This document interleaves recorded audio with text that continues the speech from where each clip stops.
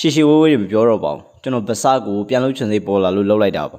Griffin နဲ့ Gohan ကောင်တွေအပါအဝင်မကောင်းဆိုးဝါးတွေရဲ့နှိပ်စက်မှုကြောင့်မိတ်ဆွေတွေနဲ့လက်တစ်ဖက်ကိုဆုံးရှုံးပြီးတော့ Casca ကပါအတိစိတ်လွတ်သွားခဲ့ရတာကြောင့်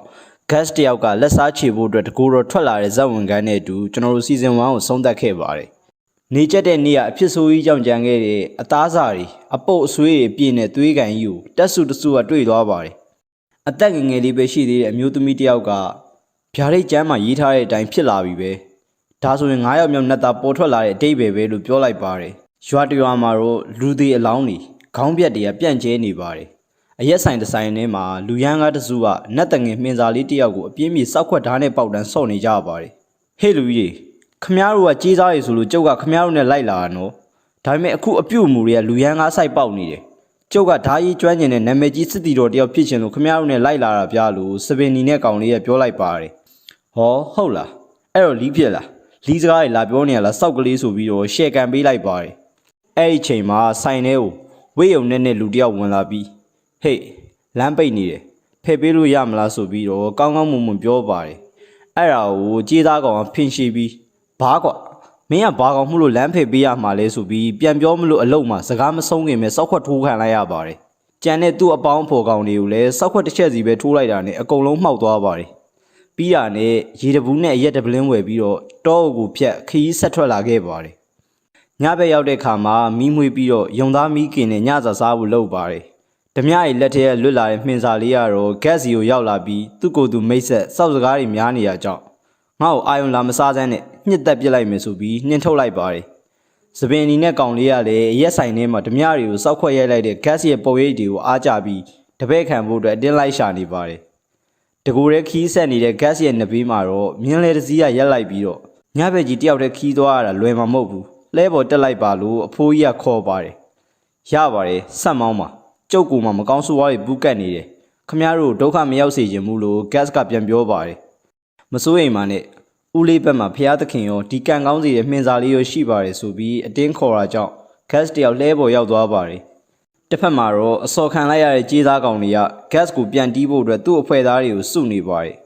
်အဖိုးကြီးရဲ့သမီးလေးဟာကျင်နာတတ်ပြီး gas ကိုဝိုင်းတောက်ဖို့ပေးရင်းနဲ့တန်လက်အတူကြီးကိုစိတ်ဝင်စားကြည့်နေပါတယ်လဲပေါ်မှာအဖိုးကြီးက gas ရဲ့နာမည်ကိုမေးလိုက်ပြီးသူ့နာမည်ကတော့ Adopt ဖြစ်ကြောင်းမိတ်ဆက်လိုက်ပါတယ်စောစောကမင်းကိုရက်ဆိုင်ထဲမှာတွေ့လိုက်ပါတယ်ကြမ်းကြမ်းနန်းနန်းဆိုပြီးမဲ့နတ်တငယ်လေးကိုကယ်လိုက်တာတော့မွေမြတ်တဲ့လောက်ရက်ပဲမင်းကြီးကလူဆိုးနဲ့မတူပါဘူးဆိုပြီးချီးကျူးနေပါတယ် gas ကတော့ပင်ပန်းတာကြောင့်ခဏလောက်နားအောင်မယ်ဆိုပြီးအိတ်ဖို့လုပ်ပါတယ်ဒါပေမဲ့မျက်လုံးနှလုံးမှိတ်လိုက်တာနဲ့ gas ရဲ့အတွေးတွေကိုအတိတ်ဆိုးတွေကပီပီတတကြီးဝင်လာပြီးတော့အဖြစ်အပျက်တစ်ခုလုံးကိုသေးစိတ်တွေပြန်မြင်နေရပါတယ် Griffith ကိုပါတီချပြန်မြင်ရပြီးဒေါသစိတ်တွေကြောင့်နိုးလာတဲ့ခါမှာတော့လက်ထဲမှာမကောင်းဆိုးဝါးတကောင်ကိုဓာတ်နဲ့ထိုးလျက်သားဖြစ်နေတာကိုတွေးလိုက်ရပါတယ်အိတ်နေတဲ့သူတွေလက်နိုးလာပြီးအဲ့ဒါဘာကြီးလဲလို့ဝိုင်းမေးတော့ထမင်းလုံးတစ်စီပဲအိမ်မက်ဆိုးတွေပေးပြီးလူတွေစီကထွက်လာတဲ့အကြောက်တရားကိုစားသုံးတာမကောင်းဆိုးဝါးကြီးကျုံနောက်ကိုလိုက်နေတယ်ဆိုတော့ယုံပြီးမှတ်လားလို့ပြောရင်းနဲ့ gas ကတူထားကြီးကိုကင်ပြီးအောက်ဆင်းလာပါတယ်လှဲပေါ်မှာပဲနေခဲ့ကြတယောက်မှမထွက်လာနဲ့ထမင်းလုံးတစ်စီတဲ့ဆိုးတဲ့ကောင်တွေဒီနားမှာရောက်နေလောက်ပြီလို့ gas ကပြောလိုက်ပါတယ်ဒါပေမဲ့ရုတ်တရက်မြင်းနေရမငြိမ်တော့တာကြောင့်ကလေးမလေးကအောက်ဆင်းပြီးထိမ့်ဖို့လုပ်ပါတယ်နင်ယူနေလားဘာကိစ္စအောက်ကိုဆင်းလာတာလဲလို့ gas ကပြောနေတော့မှပဲလှန်တစ်ချောင်းကထုတ်ချင်းပေါက်ဝင်သွားပါတယ်ကလေးမလေးတယောက်အတွက်တော့ရက်ဆက်တဲ့တေပုံတေနီးတစ်ခုပါတစ်ဆက်တည်းမှာပဲအယိုးစုတွေအများကြီးပေါ်လာတာကြောင့် gas ကအချိန်မဆွဲပဲသူ့လက်က crossbow နဲ့ပစ်လိုက်ပါတယ်ပြီးတာနဲ့အနားကပ်လာတဲ့ကောင်တွေကိုတော့ dragon slayer ဓာကြီးနဲ့ရှယ်လွဲပြီးခုတ်ပစ်လိုက်ပါတယ်ရုတ်တရက်အော်တန်ကြားလို့လှဲပုံလှမ်းကြည့်လိုက်တဲ့အခါမှာတော့သူ့အဖေရဲ့ခေါင်းပြက်ကြီးကိုကင်ထားတဲ့ကြောက်စရာပြုံးတဲ့ကလေးမလေးကိုတွေ့လိုက်ရပါတယ်ပြီးတော့ gas စီကိုပြေးဝင်လာပြီးတော့ဓာတ်နဲ့ထိုးချလိုက်ပါတယ်မကောင်းဆိုးဝါးဝင်ပူထားမှန်းသိပေမဲ့ကလေးမလေးရဲ့ခန္ဓာကိုဖြစ်နေတာကြောင့် gas ကမခုတ်ရက်ခဲ့တာပါဒါပေမဲ့အတီးဓာတ်နဲ့ထိုးခံလိုက်ရတဲ့အခါမှာတော့ Q မဆိုင်တော့ပဲခါကနေထပ်ပိုင်းပြအောင်ခုတ်ပစ်လိုက်ပါတယ်ဘိုက်ကဓာတ်တန်ရနဲ့ပဲကြံတဲ့အယိုးစုကောင်တွေကိုဆက်ရင်ဆိုင်နေပါတယ်အဲ့ဒီချိန်မှာ gas ကိုမကျေနပ်လို့တတ်ဖို့လိုက်လာတဲ့ကြေးစားအယောက်20လောက်ဟာတစ်ပင်မကောင်းဆိုးဝါးကြီးတစ်ကောင်စီမှာစားခံလိုက်ရပါတယ်အယိုးစုတွေကအကုန်သေးကုန်ပြီး gas လည်းအတော်လေးမောတာကြောင့်နားနေရပါတယ်အဲ့ဒီချိန်မှာပဲရုတ်တရက်တစ်မြစ်တွေပေါ်လာပြီး gas ရောကလေးမလေးရဲ့အလောင်းကိုပါရစ်ပတ်ချုပ်နှောင်ထားလိုက်ပါတယ်ကလေးမလေးရဲ့အလောင်းကိုစားဖို့လုပ်တာတွေ့တော့ gas ကစိတ်တူသွားပြီးချုပ်ထားတဲ့တစ်မြစ်ကိုပါဇက်နဲ့ဆွဲဖယ်လက်ကတနက်နဲ့ရန်လုံးတစ်လုံးကိုပစ်ပြီးတော့လွတ်အောင်ယုံထွက်လိုက်ပါတယ်မေလို့စောက်တစ်ပင် မင်းသားစိုးနေလို့ထင်းအောင်ဆိုင်လို့ရမှာမဟုတ်ဘူးဆိုပြီးဓာတ်နဲ့လွှဲခုတ်တစ်ချက်တည်းဇက်သိမ်းပေးလိုက်ပါတယ်ဂက်စ်ကတော့တည်သွားတဲ့ကလေးမလေးအတွက်စိတ်မကောင်းဖြစ်နေပြီးတော့သူကိုယ်တိုင်လည်းအပြစ်မကင်းသလိုခံစားနေရပါတယ်မင်းအပြစ်မဟုတ်ပါဘူးလို့မှင်စာလေးကနှစ်သိမ့်ပေးသလိုဂက်စ်ကလည်းစိတ်ပြေရဖို့အတွက်အားနေတဲ့သူတွေအတွက်တော့ဒီလောကကြီးထဲမှာမရှင်သန်နိုင်ဘူးလို့ရည်ရွယ်ရင်းနဲ့ထွက်လာခဲ့ပါတယ်အဲ့လိုလျှောက်လာနေရင်လည်းရုတ်တရက်ဘက်ပေါင်းစုံကနေအတန်ပေါင်းစုံကစူးစူးဝါးဝါဝင်လာပါတယ်မင်းမလွတ်မြောက်နိုင်ဘူးမင်းဘယ်သွားငါတို့ကရှိနေမှာပဲမင်းကငါတို့ကအမြဲတမ်းစောင့်ကြည့်နေတာကွာမင်းကငါတို့ပိုင်မယ်အသွေးရောအသားရောအယိုးပါမကြံငါတို့ပိုင်မယ်အဲ့အမှတ်သားရှိနေသူမင်းမလွတ်မြောက်နိုင်ဘူးမင်းကငါတို့အစာပဲဖြစ်နေမှာဆိုပြီးအတန်နေရညံနေတာကြောင့်မေလိုးတွေတိတ်ဆန်းဆိုပြီးတနက်ကိုထောင်ဖောက်ခွဲပစ်လိုက်ပါတယ်မှင်စာလေးကတော့ဂက်စ်ရဲ့အဖြစ်ကိုခုမှနားလေပြီးဂီယူနာတက်မိနေပါတယ်အယိုးစုတွေတစ်ပင်မကောင်းဆိုးဝါးကြီးတွေနဲ့ချပြီးထွက်လာတဲ့ဂက်စ်ဟာအပိုင်းတစ်အစပိုင်းမှာပြောခဲ့တဲ့တက်စုနဲ့ပက်ပင်တိုးပါတော့တယ်အကုန်လုံးကဂက်စ်ရဲ့အစမတန်ကြီးရဲ့ဓာကြီးကိုကြည့်ပြီးအံ့ဩနေကြပါတယ်ခေါင်းဆောင်ဖြစ်တဲ့မိန်းကလေးကအနဲ့အောင်သားသမားနောက်ဆုံးတော့နင့်ကိုတွေ့ပြီငါတို့ကဟော်လီစီရဲ့မြင့်မြတ်တန်ကြိုးစစ်တီတွေပဲအထက်ဗျူရိုရဲ့အမိန့်အရမင်းကိုဟော်လီစီစီခေါ်သွားဖို့တဲ့ချီတက်လာကြတာပဲဖြစ်တယ်ဓာချပြီးအညံ့ခံရင်ဘာမှမထိခိုက်စေရဘူးဆိုပြီးစာအုပ်ကြီးအတိုင်းမလောက်လေးမလောက်စားနဲ့အမိန့်နေပေးအာနာရီလာပြနေပါတယ်ဂက်စ်ကတော့ဖုန်းကြီးဘာသာရေးစစ်တီတွေဖမ်းတာခံရလောက်တဲ့အထိငါဘာမှအပြစ်မလုပ်ထားပါဘူးလို့ပြောတော့အပူတွေလျှောက်ပြောမနေနဲ့နင်းနောက်ကိုလိုက်တော့ဘုံတော်ကြီးတစ်ပါးနဲ့သမီးဖြစ်သူရဲ့အလောင်းရည်ပြီးတော့တခြားအလောင်းတွေအများကြီးကိုတွေ့ခဲ့ရတယ်နင်းတက်လိုက်တယ်ဆိုတာသိတာကြီးပဲတက်သားတွေအကုန်လုံးအနဲ့အောင်သားသမားကိုဖမ်းကြစမ်းလို့အမိန့်ပေးလိုက်ပါတယ်တောအုပ်ထဲမှာစစ်တပ်တစ်ခုနဲ့တိုက်ခိုက်ရမယ်ဆိုတော့ဂက်စ်ကနဲ့အတူရှိခဲ့တော့အချိန်တွေကိုပြန်တွေးမိနေတော့မှပဲအလစ်လာခုတ်တာကြောင့်ရုတ်တရက်ကာလိုက်ရပါတယ်ပြန်ခုတ်မလို့အလုံးမှာရုတ်တရက်တကိုယ်လုံးချိနေသွားပြီးလဲကျသွားပါတယ်ဓာတ်မမြောက်နိုင်တော့တဲ့ဂက်စ်ကိုအလစ်ဝင်ချကြပေမဲ့ဟိုဟာစောက်ခွက်တွေကိုလက်အတူနဲ့ထိုးပေးလို့တစ်ဖွဲ့လုံးစောက်ကြိုးတွေနဲကုန်ကြပါတယ်ဂက်စ်ကမတက်ချင်လို့ခုခံရုံပဲလုံနေပေမဲ့ဟိုကောင်တွေကအဟုတ်ကြီးမှတ်ပြီးထိုးမဲ့တက်မဲ့တကယ်လုံနေတာကြောင့်စိတ်တူသွားပြီးတော့ခါးတွေကိုရှယ်လွဲခုတ်ပစ်လိုက်ပါတယ်အဲ့တော့မှလမ်းဖြတ်ကုန်ပြီးအကုန်မျက်လုံးပြူသွားကြပါတယ်ဂက်စ်ကတော့မြားမှန်ထားလို့ဆွဲနှုတ်တာတောင်မှဂက်စ်ကနဲ့တော့အဖြစ်တွေကိုထက်တွေးမိပြန်ပါတယ်အကုန်လုံးကအမှတ်ရစရာတွေဖြစ်နေတဲ့ပုံပါပဲသူ့ကောင်တွေအဖြစ်မရှိမှန်းသိတာကြောင့်ဒုတက်မှုအေဇန်ကသူကိုယ်တိုင်ဆင်းလာပြီးချဖို့လုပ်ပါတယ်သူ့ကိုယ်သူနာမည်တွေခုံတွေရွတ်ပြနေလို့စောက်စကားမများနဲ့ဖိုးကြီးဆိုပြီးပြန်ပြောလိုက်ပါတယ်ခြေထောက်ကဒဏ်ရာရောဓာတ်ဒဏ်ရာတွေရောပြင်အေဇန်ကလည်းကြမ်းတဲ့လောက်ကြမ်းတာကြောင့်ဂက်စ်တယောက်အတော်လေးရင်ဆိုင်နေရပါတယ်အားရင်ဒီကုန်ခန်းလာနေပြီးဒီတိုင်းဆက်သွားရင်စင်မပြေတော့တာကြောင့်ဂက်စ်ကအကြံတစ်ခုထုတ်လိုက်ပါတယ်ဒီစစ်သားတွေကိုရှောင်ပြီးခေါင်းဆောင်မိန်းကလေးစီကိုဒဇကန်ဖြစ်ဖမ်းဖို့အတွက်ပြေးဝင်သွားပါတယ်လက်တကန်းလောက်လိုမှာပဲရုတ်တရက်တစ်သားတုံးတစ်ခုကဒဏ်ရာရတဲ့ဂက်စ်ရဲ့ခြေထောက်ကိုမှန်သွားပြီးဒူးထောက်လဲသွားတာနဲ့အတူမိန်းကလေးရဲ့ဓာတ်ကပါဂက်စ်ရဲ့လေပင်ကိုရှက်ထိုးမိပြီးဒဏ်ရာတွေကများလာတာကြောင့်သတိလက်မိမျောသွားပါတယ်တစ်တုံးနဲ့ပြစ်လိုက်တာကတော့စာပီကိုဆိုတဲ့ဒီကောင်းရဲ့လက်ချက်ပါတက်သားတွေကဂက်စ်ရဲ့ဂျက်ဝတ်တွေကိုချွေရင်းနဲ့ဖမ်းချုပ်နေတော့မှာပဲဒီပစ္စည်းလေးကိုတွေးလိုက်ကြရပါတယ်ရောက်ဖားတော့မသိပေမဲ့ကျွန်တော်ကတော့ဒီလိုဥကိုပြန်မြင်ရတာနဲ့ကြက်သီးတွေထားပြီးစိတ်ထဲမှာလန့်တဲ့စိတ်ကပြန်ဝင်လာပါတယ်ဖမ်းချုပ်ခံထားရပြီးတတိလွတ်တစ်ချက်မလွတ်တစ်ချက်ဖြစ်နေချိန်မှာတော့ Griffin နဲ့စကားပြောခဲ့တဲ့အမှတ်တရတွေကိုခေါင်းထဲမှာတွေးနေမိပြန်ပါတယ်ဒီလိုနဲ့ gas ကိုဖမ်းချုပ်ပြီးတန်ကြိုးစစ်တီတွေရဲ့ယာယီစခန်းချရာနေရာစီကိုခေါ်လာခဲ့ကြပါတယ်အားလုံးက gas ကိုရွှင်ရှာမုန်းတီးရဲ့ကြည့်ရင်နဲ့ကြည့်နေကြပါတယ်တက်မှုဖြစ်တဲ့ Farnis က gas ကိုသူ့ရွက်ဖြင့်တဲရတိုင်းမှာချီထားခိုင်းပြီးတော့အဆောင်တွေကိုထွက်သွားကြဖို့အတွက်မိန့်ပေးလိုက်ပါတယ်အနဲ့အောင်သားသမားနင့်ကိုဟော်လီစီစီမပို့ခင်မှာမေကွန်းတချို့မေးရလိမ့်မယ်လို့ကြာဘွတ်ကိုကန်ရင်းနဲ့ပြောလိုက်ပါတယ်ငါဘာဆိုင်လို့နင်တို့ဘာသာရေးတက်ဖွဲ့တွေဖျားကိစ္စတွေနဲ့လာရှုပ်နေရတာလေလို့ gas ကပြောတော့အတုံးအနှုံပြင်စမ်းခွေးမျိုးဖျားသခင်ကိုမလေးမစားမလုံးနဲ့လို့ Farnis ကပြန်ပြောပါတယ်တိတ်ငက်တက်ဖွဲ့မစ်လန်ငှားခဲ့တဲ့ကြေးစားတက်ဖွဲ့သူတို့ကတိုက်ပွဲတိုင်းကိုနိုင်အောင်တိုက်နိုင်ခဲ့ကြပြီမဲ့တော်ဝင်မိသားစုနဲ့နိုင်ငံတော်သစ္စာဖောက်မှုဆိုပြီးဝရမ်းပြေးတွေဖြစ်သွားကြတယ်ထူးဆန်းတာတက်စုတစ်ခုလုံးတညရဲနဲ့လေထဲမှာပျောက်သွားသလိုပျောက်သွားတာပဲဘာသတင်းအစအနာမှတော့မကြားရဘူးတိုက်ခိုက်ခံရတာဆိုရင်လည်းစွန့်ငွေရသွားတဲ့အကြောင်းသတင်းမကြားမိပါဘူးတခုခုကသူတို့ကိုချေမှုန်းလိုက်တာများလားဆိုပြီး Farnis ကသူပြောချင်တာတွေပြောတော့ gas တယောက်ဒေါသထွက်တဲ့မျက်နှာထားကြီးပြောင်းသွားပါတယ် Farnis ကလန့်သွားပြီမဲ့ဟန်မပြတ်အောင်ထိန်းလိုက်ပြီးတိတ်ငက်ဖွဲ့အကြောင်းငါ့ကိုပြောစမ်းမဟုတ်ရင်တော့တိုင်မှာချီပြီးမီးရှို့တက်ပြစ်မယ်လို့អော်လိုက်ပါတယ်မင်းဖျားကိုယုံလားဖျားနဲ့ရောတွေ့ဘူးလို့လားဆိုပြီး gas ကမေးတော့ဖျားသခင်ကသူ့ရဲ့ထူးခြားတဲ့ဖြစ်တည်မှုဒီကဘာမီပေါ်မှာလွယ်လွယ်နဲ့မပြဘူးတက်ဝင်ယုံကြည်မှုကနေတဆင်ဖျားသခင်ကအမြဲရှိနေတယ်လို့ Farnis ကပြောပါတယ် gas ကလောင်ရည်လိုက်ပြီးဘာလဲအဲ့လိုပြောနိုင်အောင်သီလရှင်เจ้าနေတင်ပေးထားရလားစစ်မြေပြင်မှာလည်းအဲ့လိုကြီးကြီးကျယ်ကျယ်ရှောက်ပြောတဲ့ကောင်တစ်ကောင်နဲ့စုံဘူးတယ်အဲ့ကောင်ကပါဇက်ကတော့ရှောက်ပြောပြီးလက်တွေ့မှာကြတော့မိန်းမတွေကလေးတွေပါမကြံပျော်ပျော်ကြီးတက်ပစ်လိုက်တာကွာအဲ့တော့ငါ့ကိုဖျားတွေတရားတွေလာမပြောနဲ့စိတ်မဝင်စားဘူးလို့ပြောလိုက်တာကြောင့်ခွေးမျိုးဆိုပြီးကြာပွက်နဲ့ရိုက်ချလိုက်ပါတယ်စကားကိုပြင်းပြောစမ်းဖျားသခင်မစော်ကားနဲ့ဆိုပြီး Farnis ကပြော gas ကလည်းလက်တွေ့ဝါဒီသမားဖြစ်တာကြောင့်အဲ့ကိစ္စရဲ့စောက်တိတ်ပဲမရှိဘူးဆိုပြီးပြန်ပြောနေနှစ်ယောက်သားပြန်ဆိုင်ဖြစ်နေပါတယ်ဒီလိုနဲ့ Farnis ကဒေါသတွေထွက်ပြီး gas ကိုသွေးတွေရွှဲနေအောင်တအားရိုက်လိုက်ပါတယ်အဲ့ဒီအချိန်မှာအေဇန်ရောက်လာပြီးဘာတွေဖြစ်နေရလဲတက်မှုဒီလိုအလွန်ကျွံမလုပ်တင်ဘူးလို့တားလိုက်ပါတယ်ရပြီငါစစ်မေးကြည့်နေတာအခုပြီးသွားပါပြီဆိုပြီးအချုပ်ခန်းထဲကိုပြန်ခေါ်သွားဖို့အမိန့်ပေးလိုက်ပါတယ်အဲ့ဒီချိန်အဖြစ်အပျက်တစ်ခုလုံးကိုစာပီကူကအစအဆုံးခိုးနားထောင်နေပါတယ်ငါဒီမှာချိန်ဖြုံးနေလို့မဖြစ်ဘူးဒီစောက်ကလေးတွေနဲ့ကစားဖို့ချိန်မရှိဘူးနေဝင်တော့မှဆိုတော့ဟိုမေလူတွေကလည်းထွက်လာကြတော့မှ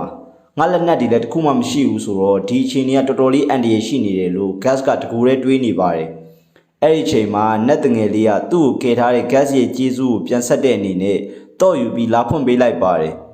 ်နတ်တငယ်လေးကအဆောင်နေအများကြီးရှိတာကြောင့်ထွက်ပြေးကြရအောင်လို့ပြောတော့ gas ကငါလက်နက်တွေဝတ်စုံတွေပြန်ယူရမယ်ငါမှအဲ့အရာတွေပဲရှိတာဆိုပြီးပစ္စည်းတွေရှိတာခေါင်းဆောင်မင်းကလေးရဲ့တဲစီကိုချင်းကပ်လာနေပါတယ်အခြေအနေရသူ့ကိုတစကန်ဖြစ်ခေါ်တဲ့ရင်လည်းခေါ်သွားရမှာပဲငါမှလှုပ်ရမယ့်လှုပ်တွေနဲ့ရှားမယ့်ရန်သူတယောက်ရှိတယ်ငါလမ်းမှာဘဲကောင်းနေဘလို့အတားစီးတွေပဲရှိနေစောက်ယူမဆိုင်ဘူးလို့ရည်ရွယ်လိုက်ပါတယ်ဒီလိုနဲ့ gas ကအဆောင်တွေကိုပတ်ရှောင်ရင်းနဲ့ခေါင်းဆောင်ရဲ့တဲနာကိုရောက်လာပြီးအထဲဝင်ဖို့လှမ်းကြည့်လိုက်တဲ့အခါမှာ Farnis ကအပေါ်ပိုင်းပလာနဲ့သူ့ကြောပြင်ကိုသူကြာပွက်နဲ့ပြန်ရိုက်နေတာကိုတွေ့လိုက်ရတာကြောင့်အံ့ဩသွားပါတယ်ဒါပေမဲ့အကြာကြီးအံ့ဩနေချိန်မရပဲ Farnis ကိုမေ့သွားအောင်တစ်ချက်ပိတ်ရိုက်လိုက်ရင်းနဲ့သူ့ရဲ့လက်နက်ကျဲဝတ်တန်စာပြည့်စုံပြန်ဝတ်လိုက်ပါတယ်ရွက်ဖြင်တဲကိုပါမိရှို့ပစ်လိုက်ပြီး Farnis ကိုတစကန်ဖြစ်ခေါ်သွားတာကြောင့်ဘာမှလုပ်မရပဲအဆောင်နေလည်းရက်ကြည့်နေကြရပါတယ်ပြီးတာနဲ့မြင်းဆောင်မှာရှိတဲ့မြင်းတွေကိုပါအမီးကိုမိရှို့ခဲ့ပြီးကြမ်းတဲ့မြင်းတစ်ကောင်ကိုစီထွက်လာခဲ့ပါတယ်အဆောင်နေဗျာများနေကြတဲ့အချိန်မှာပဲစာပီကိုကဒူးလေးတစ်လက်ကိုကိုင်ရင်းနဲ့ gas နောက်ကိုလိုက်လာပါတယ်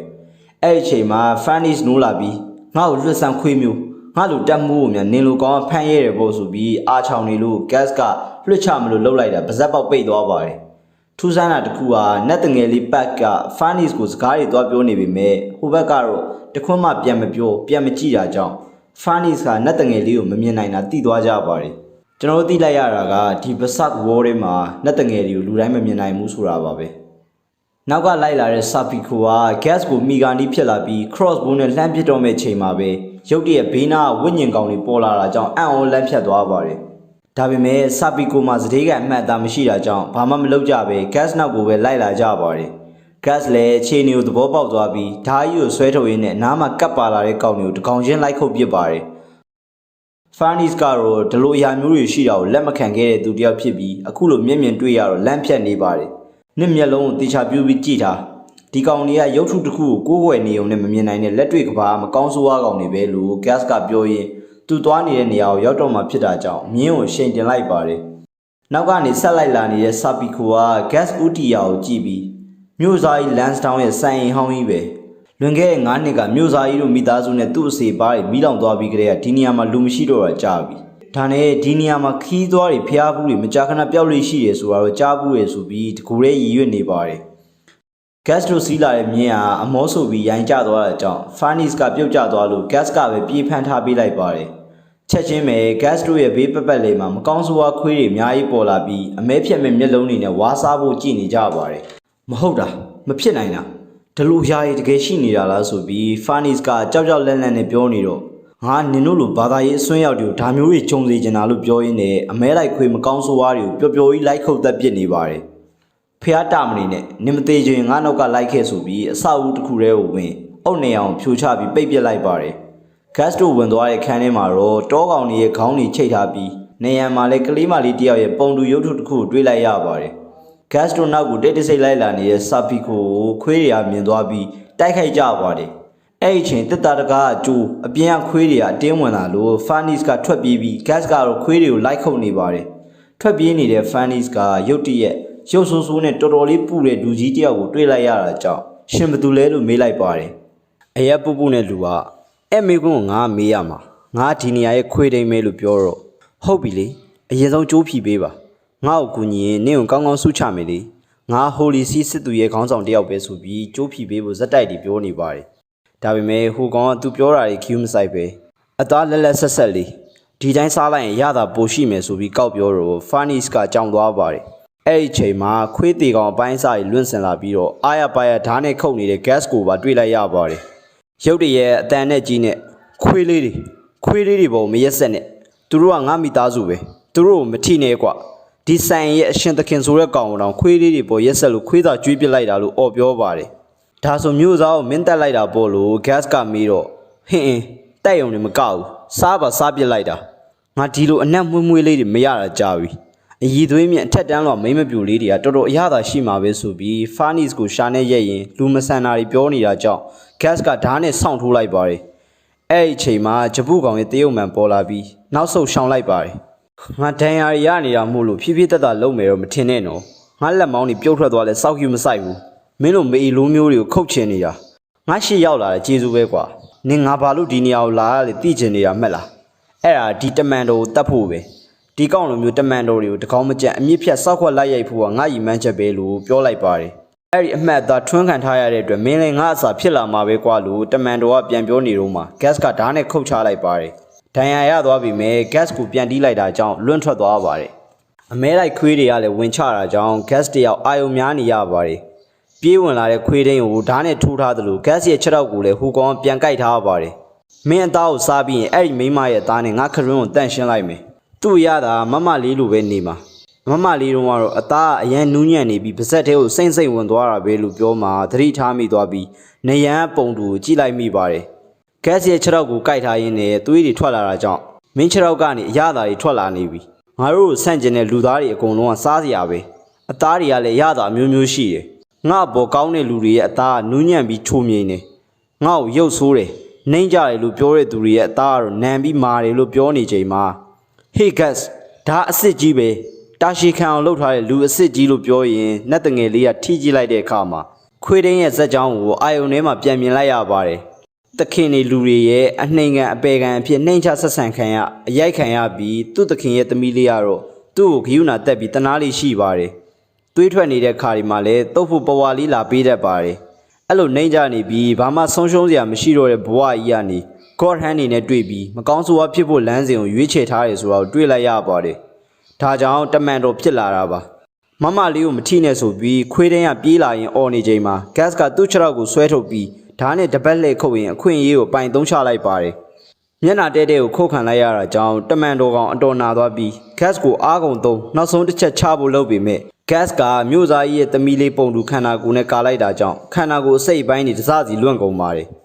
်ဒဏ်ရာရပြီးမလုံနိုင်တော့ကမှခွေးတိုင်းကခံစားချက်တွေဖွင့်ဟလာပါတယ်လူတွေငါ့ကိုထင်မြင်သေးခဲ့ကြတယ်ရုပ်ဆိုးတယ်နှိမ့်ကြတယ်ဆိုပြီးတော့နှိမ်ကြတယ်မမလေးတယောက်တည်းရပဲငါ့ဘောကောင်းခဲ့တာငါ့ကိုယုံကြည်ပေးခဲ့တာလို့ပြောပါတယ်ဟောဒါဆိုမင်းကအဲ့ဒါကြောင့်သူ့ကိုချီးကျူးဂုဏ်ပြုတဲ့အနေနဲ့စားလို့ကြံတဲ့တဝက်ကိုအလှဆင်ထားတာပေါ့ဟုတ်လားစောက်ခွေးအောင်အစင်တမ်းမရှိဘူးဆိုပြီး gas က crossbow ကိုပြင်ပြောလိုက်ပါတယ်ခွေးတင်းရဲ့ခေါင်းပေါ်ကို6ရောက်နဲ့နင်းစောက်ခွက်ကို crossbow နဲ့ချိန်ထားရင်ငါတမန်တော်တွေတကောင်မကြံတက်ပြစ်မှာမင်းကိုကောင်းကောင်းမွန်မွန်တေခွင့်ပေးမယ်အဲ့တော့ပြောစမ်း God hand ကိုဘယ်လိုရှာရမလဲဆိုပြီးပြောနေရင်တန်လန်းနဲ့ crossbow နဲ့နှစ်ချက်ဆင့်ပစ်လိုက်ပါတယ်မသိဘူးငါသူတို့ကြောင့်ဘာမှမသိဘူးလို့ပြောတော့ gas ကထပ်ပစ်ပါတယ်ခွေးကိုကြောင်ပိတ်ရရင်တောင်ပြန်ကြိုက်တယ်လို့ပဲတမန်တော်ခွေးတင်းရလည်းနာကျင်လွန်းတာကြောင့်ငါမသိဘူးလို့ပြောနေရလေဆိုပြီးနောက်ဆုံးအင်အားနဲ့ပြန်ချဖို့လုပ်တာကြောင့် gas ကစောက်ခွက်တဲတဲ့ကို dragon slayer ဓာတ်ကြီးတဆုံသွင်းပစ်လိုက်ပါတယ်တမန်တော်တစ်ကောင်တော့ကြွသွားပါပြီ gas အာယုံများနေတဲ့ချိန်မှာ Farnis ကအမှတ်မရှိအခွင့်ကောင်းယူပြီးထွက်ပြေးပါတယ်သူတို့စီးလာတဲ့မြင်းကိုတွေ့တာကြောင့်မြင်းစီးပြီးထွက်ပြေးမယ်ဆိုပြီးစီးဖို့အသွားမှာဟိုကောင်ကမကောင်းဆိုးဝါးကြီးဖြစ်နေပါပြီအရသာရှိတဲ့အသားပဲဆိုပြီး Farnis ကိုအလွတ်မပေးပဲလိုက်ဖမ်းရင်ရှာနဲ့ရက်စားဖို့အရသာခံနေပါတယ် Farnis ကို rape လုပ်ဖို့ကြိုးစားတဲ့မြင်းဆိုပြီးတော့ဒီမြင်းကလည်းတော်တော်လေးနာမည်ကြီးပါတယ်။အော်လန်ကြားလိုနောက်ကလိုက်လာတဲ့ gas ကအဲ့ပုံစံအနေထားကြီးကိုမြင်ပြီး trauma ကြောင့်စောက်ရန်ဒေါသတွေထွက်သွားပြီးမြင်းကိုလဲဖြတ်ပစ်လိုက်ပါတယ်။နင်မသေးခြင်းအဲ့လိုရှောက်မပြေးနဲ့ဆိုပြီး Farnis ကိုလည်းဟောက်လိုက်ပါတယ်။သူ့အပြစ်နဲ့သူမို့ Farnis လည်းငင်ငင်လေးနောက်ကလိုက်လာနေရင်ခေါင်းထဲမှာတော့တွေးတွေများနေပါတယ်။ငါကြောက်လန့်ပြီးလန့်ပြေးနေုံပဲရှိတာ။ဘ ဘာမှလည်းမလုပ်နိုင်ဘူးတကယ်အရေးကြုံလာတော့ဖះသခင်ကိုတော့မတနိုင်ခဲ့ဘူးဒါနဲ့မြန်ငါကောင်ကသာသနာစစ်တီတော်လို့ခံယူထားသေးရဲ့ရှက်လိုက်တာဆိုပြီးဝမ်းနဲ့အားငယ်စိတ်ကိုအပြစ်တင်စိတ်တွေဝင်နေတော့မှပဲခေါင်းထဲကစကားတန်တွေကြားလိုက်ရပါတယ်အားနွယ်တဲ့မိမသားဖြစ်နေုံနဲ့အပြစ်ကင်းပြီလားစကလုံးလှလှလေးနဲ့ကိုနှစ်သိမ့်မနေစမ်းပါနဲ့နေ့မှလျှို့ဝှက်ဆန္ဒတစ်ခုရှိနေတယ်အဲ့ဒီလူကိုရိုက်တုံးကနေညစ်နွမ်းတဲ့တနာကိုခံစားမိနေခဲ့တာဒါတင်မကဘူးအပြစ်ကြေအောင်ကိုကြောကိုကြာပွတ်နဲ့ရိုက်နေတော့မှတောင်အဲ့ဒီတောကဝေဒနာထဲမှာตายာနေလိုက်သေးတယ်နှစ်စိတ်ထဲမှာဘာဖျားသခင်မှမရှိဘူးကြီးထွားလာနေတဲ့အဲ့ဒီတနာဆန္ဒပဲရှိရဲဆိုတော့မကောင်းဆိုးဝါးရဲ့ဖျားယောင်းမှုတွေကြောင့်ဖန်နီစ်ရဲ့လက်ကကျိုးတွေကပြီးကျသွားပြီးသူ့အဝတ်ကိုလည်းကိုယ်တိုင်ချွတ်ပစ်လိုက်ပါတယ်ဂတ်လို့ခေါ်လိုက်ရင်းနဲ့ဖြည်းဖြည်းချင်းတွန်းလှဲပြီးတက်ခွာပါတယ်လေဘင်းတွေကိုပါရှာနဲ့လာရက်နေတာကြောင့်မင်းဘာကြီးလုပ်နေရလဲဆိုပြီးဂတ်ကနားမလည်နိုင်ဖြစ်နေပါတယ်ပြီးတော့ဖန်နီစ်ကဂတ်ရဲ့ဓားသွားပုံခွာထိုင်လိုက်ပြီးတော့ဂတ်ရဲ့လေဘင်းကိုလည်းကျိုးနဲ့ရက်လိုက်ပါတယ်ဒီတော့မှအခြေအနေကိုသဘောပေါက်သွားပြီးမင်းကိုယ်ရဲ့ဝင်ပူးကွင်ပေးလိုက်တယ်ပေါ့လို့ဂတ်ကပြောလိုက်ပါတယ်ခန္ဓာကိုယ်ခုခံအားကျနေချိန်ဒီမှာဘက်တီးရီးယားတွေဗိုင်းရပ်စ်တွေကခန္ဓာကိုယ်ထဲကိုဝင်လာနိုင်တယ်လို့ပဲအခုလိုစိတ်သက်ကျနေချိန်အပြစ်ရှိတယ်ကိုမကောင်းတဲ့သူဖြစ်နေတယ်လို့ခံစားနေရချိန်မှာလေမကောင်းဆိုးဝါးဝိညာဉ်တွေကခန္ဓာကိုယ်ထဲကိုပူးကပ်လာပြီးတော့မကောင်းတာတွေလုံးမိအောင်တိုက်တွန်းနှိုးဆော်တတ်တဲ့သဘောပါပဲဒါကနားမလည်မှဆိုလို့ရောက်ဖားတို့ကိုပြန်ရှင်းပြတာပါဇက်လန်းကိုပြန်ဆက်ရရင်ဖန်နီစ်ကဓားသွားပေါ်ကိုတက်ထိုင်ထားရင်ဒီဓားကိုဖြည်းဖြည်းလေးဆွဲလိုက်ဒီတာယာမှုကိုရှင်းနေကျမအတူတူခံစားလိုက်ရအောင်ကျမကိုဖြည်းဖြည်းချင်းဆုပ်ဖျဲပစ်လိုက်ဆိုပြီးပြောနေတော့မှနေထွက်လာတာကြောင့်မကောင်းဆိုးဝါးဆက်မနေနိုင်တော့ပဲထွက်သွားပါတယ်တကယ်သာဓာကြီးကိုဆွဲလိုက်ရင်တော့ Fannis တယောက်တော်တော်မသက်သာပါဘူးကျွန်တော်တော့တွေးကြည့်ရင်ကြောချမ်းမိပါတယ်အသိစိတ်ပြန်ကပ်လာတဲ့ Fannis ကအရန်ရှက်ပြီးអော်နေပါတယ်အဲ့ဒီချိန်မှာဆာပီကိုလည်းရောက်လာပြီး Fannis ကိုသူ့အဝတ်နဲ့အရှက်လုံးအောင်အုပ်ထားပေးလိုက်ပါတယ် Fannis ကတော့တက်လိုက်အဲ့လူကိုတက်ပစ်လိုက်အခုချက်ချင်းဒီနေရာမှာတက်လိုက်ဆိုပြီး gas ကိုတက်ဖို့ဆာပီကိုအတင်းအမိတ်နေပေးနေပါတယ်စိတ်လျှော့ပါတက်မှုဘာတွေဖြစ်ခဲ့မှန်းမသိပေမဲ့ကျွန်တော်တို့ရဲ့တာဝန်သူ့ကိုဖမ်းဖို့လေတက်ဖို့မဟုတ်ဘူးပြီးတော့ပုံမလင်းလင်းပြောရရင်ကျွန်တော်သူ့ကိုလည်းမတတ်နိုင်ဘူးလေသူကရမ်းချမ်းနေကျွန်တော်မနိုင်ဘူးဆိုပြီးစကားများနေတာကြောင့်ပါပိတ်ရိုက်ပြီးငိုရင်းထွက်သွားပါတယ်ခမကျုပ်တို့တက်မှုကိုငိုအောင်လှုပ်လိုက်ပြန်ပြီနော်ကဲပါသွားတော့မယ်ဗျာနောက်မှတွေ့ကြမယ်ဆိုပြီးနှုတ်ဆက်ရင်ရုတ်တရက်ဓာတ်နဲ့ gas ကိုအလစ်ချပြီးမယ်စောက်ဘောမဟုတ်တာကြောင့်ရှောင်းရင်းနဲ့ gas ကလည်းပြန်ခုတ်လိုက်ပါတယ်စပီကိုကကလိန်ကကြစ်ချတဲ့ကောင်ဖြစ်တာကြောင့် gas ရဲ့ဘားမှာတော့ချစ်ရထင်သွားပြီးမင်းကဘယ်ဆိုးလို့လဲကောင်လေးဆိုပြီး gas ကချီးကျူးလိုက်ပါတယ်စပီကိုကတော့နှုတ်ဆက်ရင်းနဲ့ Fannis နောက်ကိုလိုက်သွားပါတယ်တက်ရမယ်သူ့ကိုတက်ရမယ်ငါရအောင်တက်မယ်ဆိုပြီး Fannis က gas ကိုတက်ဖို့ကြုံးဝါးနေပါတယ်မစ်လန်ပြည်သူပြည်သားတွေကတော့ထူးဆန်းတဲ့အိမ်မက်တစ်ခုကိုအားလုံးအတူတူမက်နေကြပါတယ်ယောဂဘရားကြောင့်တေချေကုန်တဲ့ရွာတွေစစ်တပ်ကြီးကြီးကျူးကျော်ခံရတဲ့နိုင်ငံတွေငလျင်တန်ကြောင့်ပျက်စီးသွားတဲ့မြို့တွေလှိုင်းကြီးတွေဝါမျိုးခံရတဲ့မြို့တွေခြေဦး100လျှောက်သွားရင်ဆာလောင်နေတဲ့လူအုပ်ကြီးတွေစသဖြင့်သူတို့ကဘာကြီးရဲ့စုပ်ကပ်အမျိုးမျိုးဘေးဒုက္ခအမျိုးမျိုးကိုမြင်တွေ့နေကြရပါတယ်အဲ့ဒီလိုကပ်ဘေးအမောင်တုတွေကိုထိုးဖောက်ပြီးတောက်ပနေတဲ့သိန်းငယ်တကောင်ကမြေပေါ်ဆင်းသက်လာတယ်ဆိုပြီးအားလုံးမြင်မဲ့ကြပါတယ်လက်တွေ့အပြင်မှာတော့ညတကောင်ရန်အချိန်မှာမစ်လန်ဘီရင်ကြီးကအသက်ငင်ပြီးနိုင်ရွာဆန်တော့မဲ့ခြေုံနီးကပ်လာနေတာကြောင့်သူ့သမီးချားလော့ကိုတွေ့ချင်နေပါတယ်ဘီရင်ကြီးနဲ့တွေ့ဖို့အတွက်ချားလော့ကိုလာခေါ်တော့9ရက်လုံးအခန်းအောင်နေပြီးတကားဖွင့်မပေးကြောင်းသူ့သဘောအကျဆုံးရန်ရွေတော်တယောက်ကိုပဲဝင်ခွင့်ပေးထားကြောင်းကိုအခြားရန်ရွေတော်တွေကပြောပြကြပါတယ်ချားလော့ကဖေးသေးတော့မှအောင်မသိပဲအဲ့ရပေါ်လှဲပြီး Griffith ကိုလွမ်းလင်တာယူနေတာပါမင်းသမီးလေးအရှင်မင်းမြတ်ရေးပေါ်ချိန်နေရောက်နေပါပြီလို့ပြောမှမျက်လုံးပြူးသွားပြီမဲ့မမီတော့ပါဘူးဘိုးတော်ကတော့ရှော့သွားပါပြီတိုင်းသူပြည်သားတွေလည်းဝမ်းနေနေကြပါတယ်ဂတ်ကာကိုလူတွေဝိုင်းဖမ်းပြီးမိရှို့တက်ပစ်နေကြတဲ့အမြင်အာရုံနဲ့အတူဂတ်တယောက်အိပ်ပျော်ရာကနေလန့်နူးလာပါတယ်ဂတ်ကတခုခုဖြစ်တော့မှလားဆိုပြီးဂတ်တယောက်စိတ်ပူနေမိပါတယ်အရီကာဆိုတဲ့ကလေးမလေးဟာထင်းရှာနေရင်ရုတ်တရက်ဂတ်ကိုတွေ့လိုက်ရလို့အံ့ဩဝမ်းသာပြီးရစ်ကက်ရှိရာစီကိုခေါ်လာပါတယ်Eclipse ပြီးရဲ့နောက်မှာ gas ကို Ricket တို့နဲ့ထားခဲ့ပြီးတော့လက်စားချေဖို့ထွက်လာခဲ့တာဖြစ်ပါတယ်။အခုတော့ gas ကိုစိတ်ဘူးလို့ပြန်လာတာပါ။မင်းကြီးလာတာပဲ Ricket ဆိုပြီးနှုတ်ဆက်လိုက်တော့ gas မင်းအသက်ရှင်နေသေးတာပဲ။ဘယ်ကိုရောက်ပြီးဘာတွေလုပ်နေရလဲဆိုပြီးမေးခွန်းတွေဇက်တိုက်မေးပါတယ်။အဲ့ဒါကြီးခဏထားလိုက်အောင် Ricket ။ gas ကရှိလား။သူမဗမာလဲဆိုပြီးမေးတော့ Ricket မျက်နှာပြတ်သွားပါတယ်။ gas ကမရှိတော့ဘူး။ဘာပြောရလဲ Ricketဘယ်ချိန်ကလေးကပျောက်သွားရလဲဆိုပြီး gas ကစိတ်ပူပြီးအတင်းမေးတော့ကလေးမလေးကထငိုပြီးသမီးအမားပါအခွင့်မသေးရေတူတူကောက်ဖို့ခေါ်သွားရင်သတိမထားမိလိုက်ချိန်မှာပဲအမ gas ကပျောက်သွားတာလို့ပြောလိုက်ပါတယ် ကတ်စကာပြောက်နေတဲ့တလားလောက်ရှိပြီသူမိုင်းတွင်းထဲမှာနေပြီးအစာလဲတိတ်မစားပိန်လီမိုင်းတွေနေလို့အဲရီခါကတနာပြီးအပြင်ခေါ်သွားရင်းနဲ့ပျောက်သွားတာဒါဆိုမင်းကဒီမှာဘာလုပ်နေရလဲရစ်ကက်ကတ်စကာကိုသွားရှာနေရမှာလीကွာဆိုပြီးဂတ်စကာအော်တော့ကိုကြီးဂတ်စကမတရားဘူးသူကကြမမကတ်စကာကိုပြစ်ပြီး2နှစ်လောက်ထွက်သွားပြီးတော့ရစ်ကက်ဘယ်လိုခံစားနေရမလဲဆိုတာကိုသိရလားသူတစ်ခေါက်ပြီးတစ်ခေါက်သွားရှာခဲ့တယ်ရစ်ကက်ကမရှာဘဲနေမလားလို့ကလေးမလေးကငိုရင်းပြောပါတယ်ငါထွက်သွားပြီးလိုက်ရှာလို့မဖြစ်တဲ့အကြောင်းရင်းရှိသေးတယ်ဆိုပြီးဂတ်စ်ကိုအပေါ်ထဲတက်ဖို့အတွက်ရစ်ကက်ကအချက်ပြလိုက်ပါတယ်ကိုရိုခမယောဂရနေရလားလို့ဂတ်စ်ကမေးတော့မဟုတ်ပါဘူးကွာအသက်ကြီးလာလို့ဇရာပြဿနာရှာနေရပါမင်းရဲ့ဓာတ်နဲ့လက်အတူကိုပြစမ်းဆိုပြီးတော့တေချာစစ်ဆေးကြည့်နေပါတယ်ဒီဂိုရိုဆိုတဲ့အဖိုးကြီးကဂတ်စ်ရဲ့ Dragon Slayer ဆော့ကိုတွန်းလုပ်ပေးခဲ့တဲ့လူပါလွန်ခဲ့တဲ့2နှစ်ကရစ်ကက်ငါတကားဝါကိုရောက်လာတော့မင်းတကူလုံးမှာဒဏ်ရာတွေဆူဆူဝါဝါအပြည့်ပဲဘာတွေဖြစ်ခဲ့လဲဆိုတာတော့ငါမသိဘူးမင်းနောက်ကိုအဲ့မကောင်းဆိုးဝါလိုက်လာပုံအရတော့တော်တော်ဆိုးတဲ့တိုက်ပွဲကိုမင်းတိုက်ခဲ့ရတာပဲမင်းလက်စားချီပြီးသွေးကြွေးရဆက်မလို့လားတိုက်ပွဲစီကိုမင်းပြေးသွားနေရလို့မထင်ဘူးလားအမုန်းတရားဆိုတာပူဆွေးတောကောက်ကိုရေမဆိုင်နိုင်ရာကနေပြောင်းလဲသွားတဲ့ຢာပဲလက်စားချီရဆိုတာသွေးစွန်းနေတဲ့တန်ကြီးတက်နေတဲ့ဓာတ်ကိုသွေးရိုင်ထဲမှာထပ်သွေးနေတယ်လို့ပဲသွေးလေတန်ကြီးတက်လေနဲ့သွေးပြီးရင်သွေးနေရတာနောက်ဆုံးတော့အမှုံမှုံညံ့ညံ့ကြည်နေတဲ့တန်ကြီးမုံတွေပဲကြံခဲ့တာဆိုပြီးဂတ်စ်ရဲ့အခြေအနေကိုကဲခတ်မိရဲ့ဂူရူကလက်စားမချေဖို့အမုံမပွားဖို့အတွက်ဖြောင်းပြနေပါတယ်နားမလဲပါဘူးခမရနားမလဲပါဘူးခမရမှမဟုတ်ဘူးဘသူမှဘယ်လူသားမှဘာဖြစ်ခဲ့လဲဆိုတော့နားမလဲဘူးအကုန်သေးကုန်တာတယောက်မကြံအကြောင်းရင်းမရှိသတိပေးခြင်းမရှိတရားမျှတမှုမရှိပဲပိုးမွားလေးတွေလိုဘာမှမသိပဲတည်ခဲ့ကြရတာအဲ့ဒီအခိုက်အတန့်လေးမှာကျုပ်တို့အစားထိုးမရတဲ့သူတွေတည်ခဲ့ကြရတာအဲ့ဒီစားထိုးမရတဲ့သူတွေကိုပဲမင်းကမင်းခြံထားခဲ့ပြီးထွက်သွားသေးရဲ့မလားကတ်စကာကိုတော့အခုထားခဲ့ပြီးမင်းထွက်သွားသေးရပဲမင်းကကိုပူလောင်အမုန်းတရားတွေနဲ့မီးရှို့နေတဲ့သူတယောက်ပဲဆိုပြီးဂိုရိုရဲ့စကားတွေကဂတ်စ်ကိုအတွေးတွေများစေတဲ့အထိတုံလှုပ်စေတဲ့အထိစူးရှနေပါတယ်အဲရီခါနဲ့ရစ်ကက်တို့ဟာဂတ်စ်ကိုနေရာတစ်ခုစီခေါ်လာပါတယ်ရစ်ကက်ကသူလှုပ်ထားတဲ့ဓာတ်တွေနဲ့သိငတ်ဖွဲ့သားတွေအတွက်အမှတ်တရဂူသင်းချိုင်းတစ်ခုလုပ်ပေးထားတာပါအမုန်းတရားကိုကြော်လွှားပြီးဆုံးရှုံးမှုကိုလက်ခံနိုင်တဲ့ရစ်ကက်ကိုဂတ်စ်တယောက်စိတ်ထဲမှာချီးကျူးမိနေပါတယ်ညအိတ်ချိန်မှာဂိုရိုရဲ့ပြောစကားအတိုင်းအမုန်းတရားတွေကိုကြော်လွှားပြီးလက်စားမချေပဲနေနိုင်မလားလို့စဉ်းစားကြည့်နေပေမဲ့ Eclipse နေရကတ်စကာရဲ့ပုံရိပ်တွေကိုပြန်မြင်ပြီးတော့အမုန်းတရားတွေဒေါသတွေကပိုပြီးတာများလာပါတယ်မရဘူးမဖြစ်နိုင်ဘူးဒီရင်ဘတ်ထဲကအမုန်းတရားတွေကိုငါဘယ်တော့မှညှိနိုင်မှာမဟုတ်ဘူးဒီအမုန်းတရားတွေနဲ့ငါရန်သူတွေကိုငါရအောင်တတ်မယ်သူတို့ကိုမုန်းမိတော့တွေဝါမျိုးစေရမယ်ဆိုပြီးရေရွက်နေတော့မှပဲဘေးနားကနေအမှောင်ဝိညာဉ်တစ်ကောင်ပေါ်လာပြီးဆက်တာတက်နေအကုန်လုံးကိုတက်ပြစ်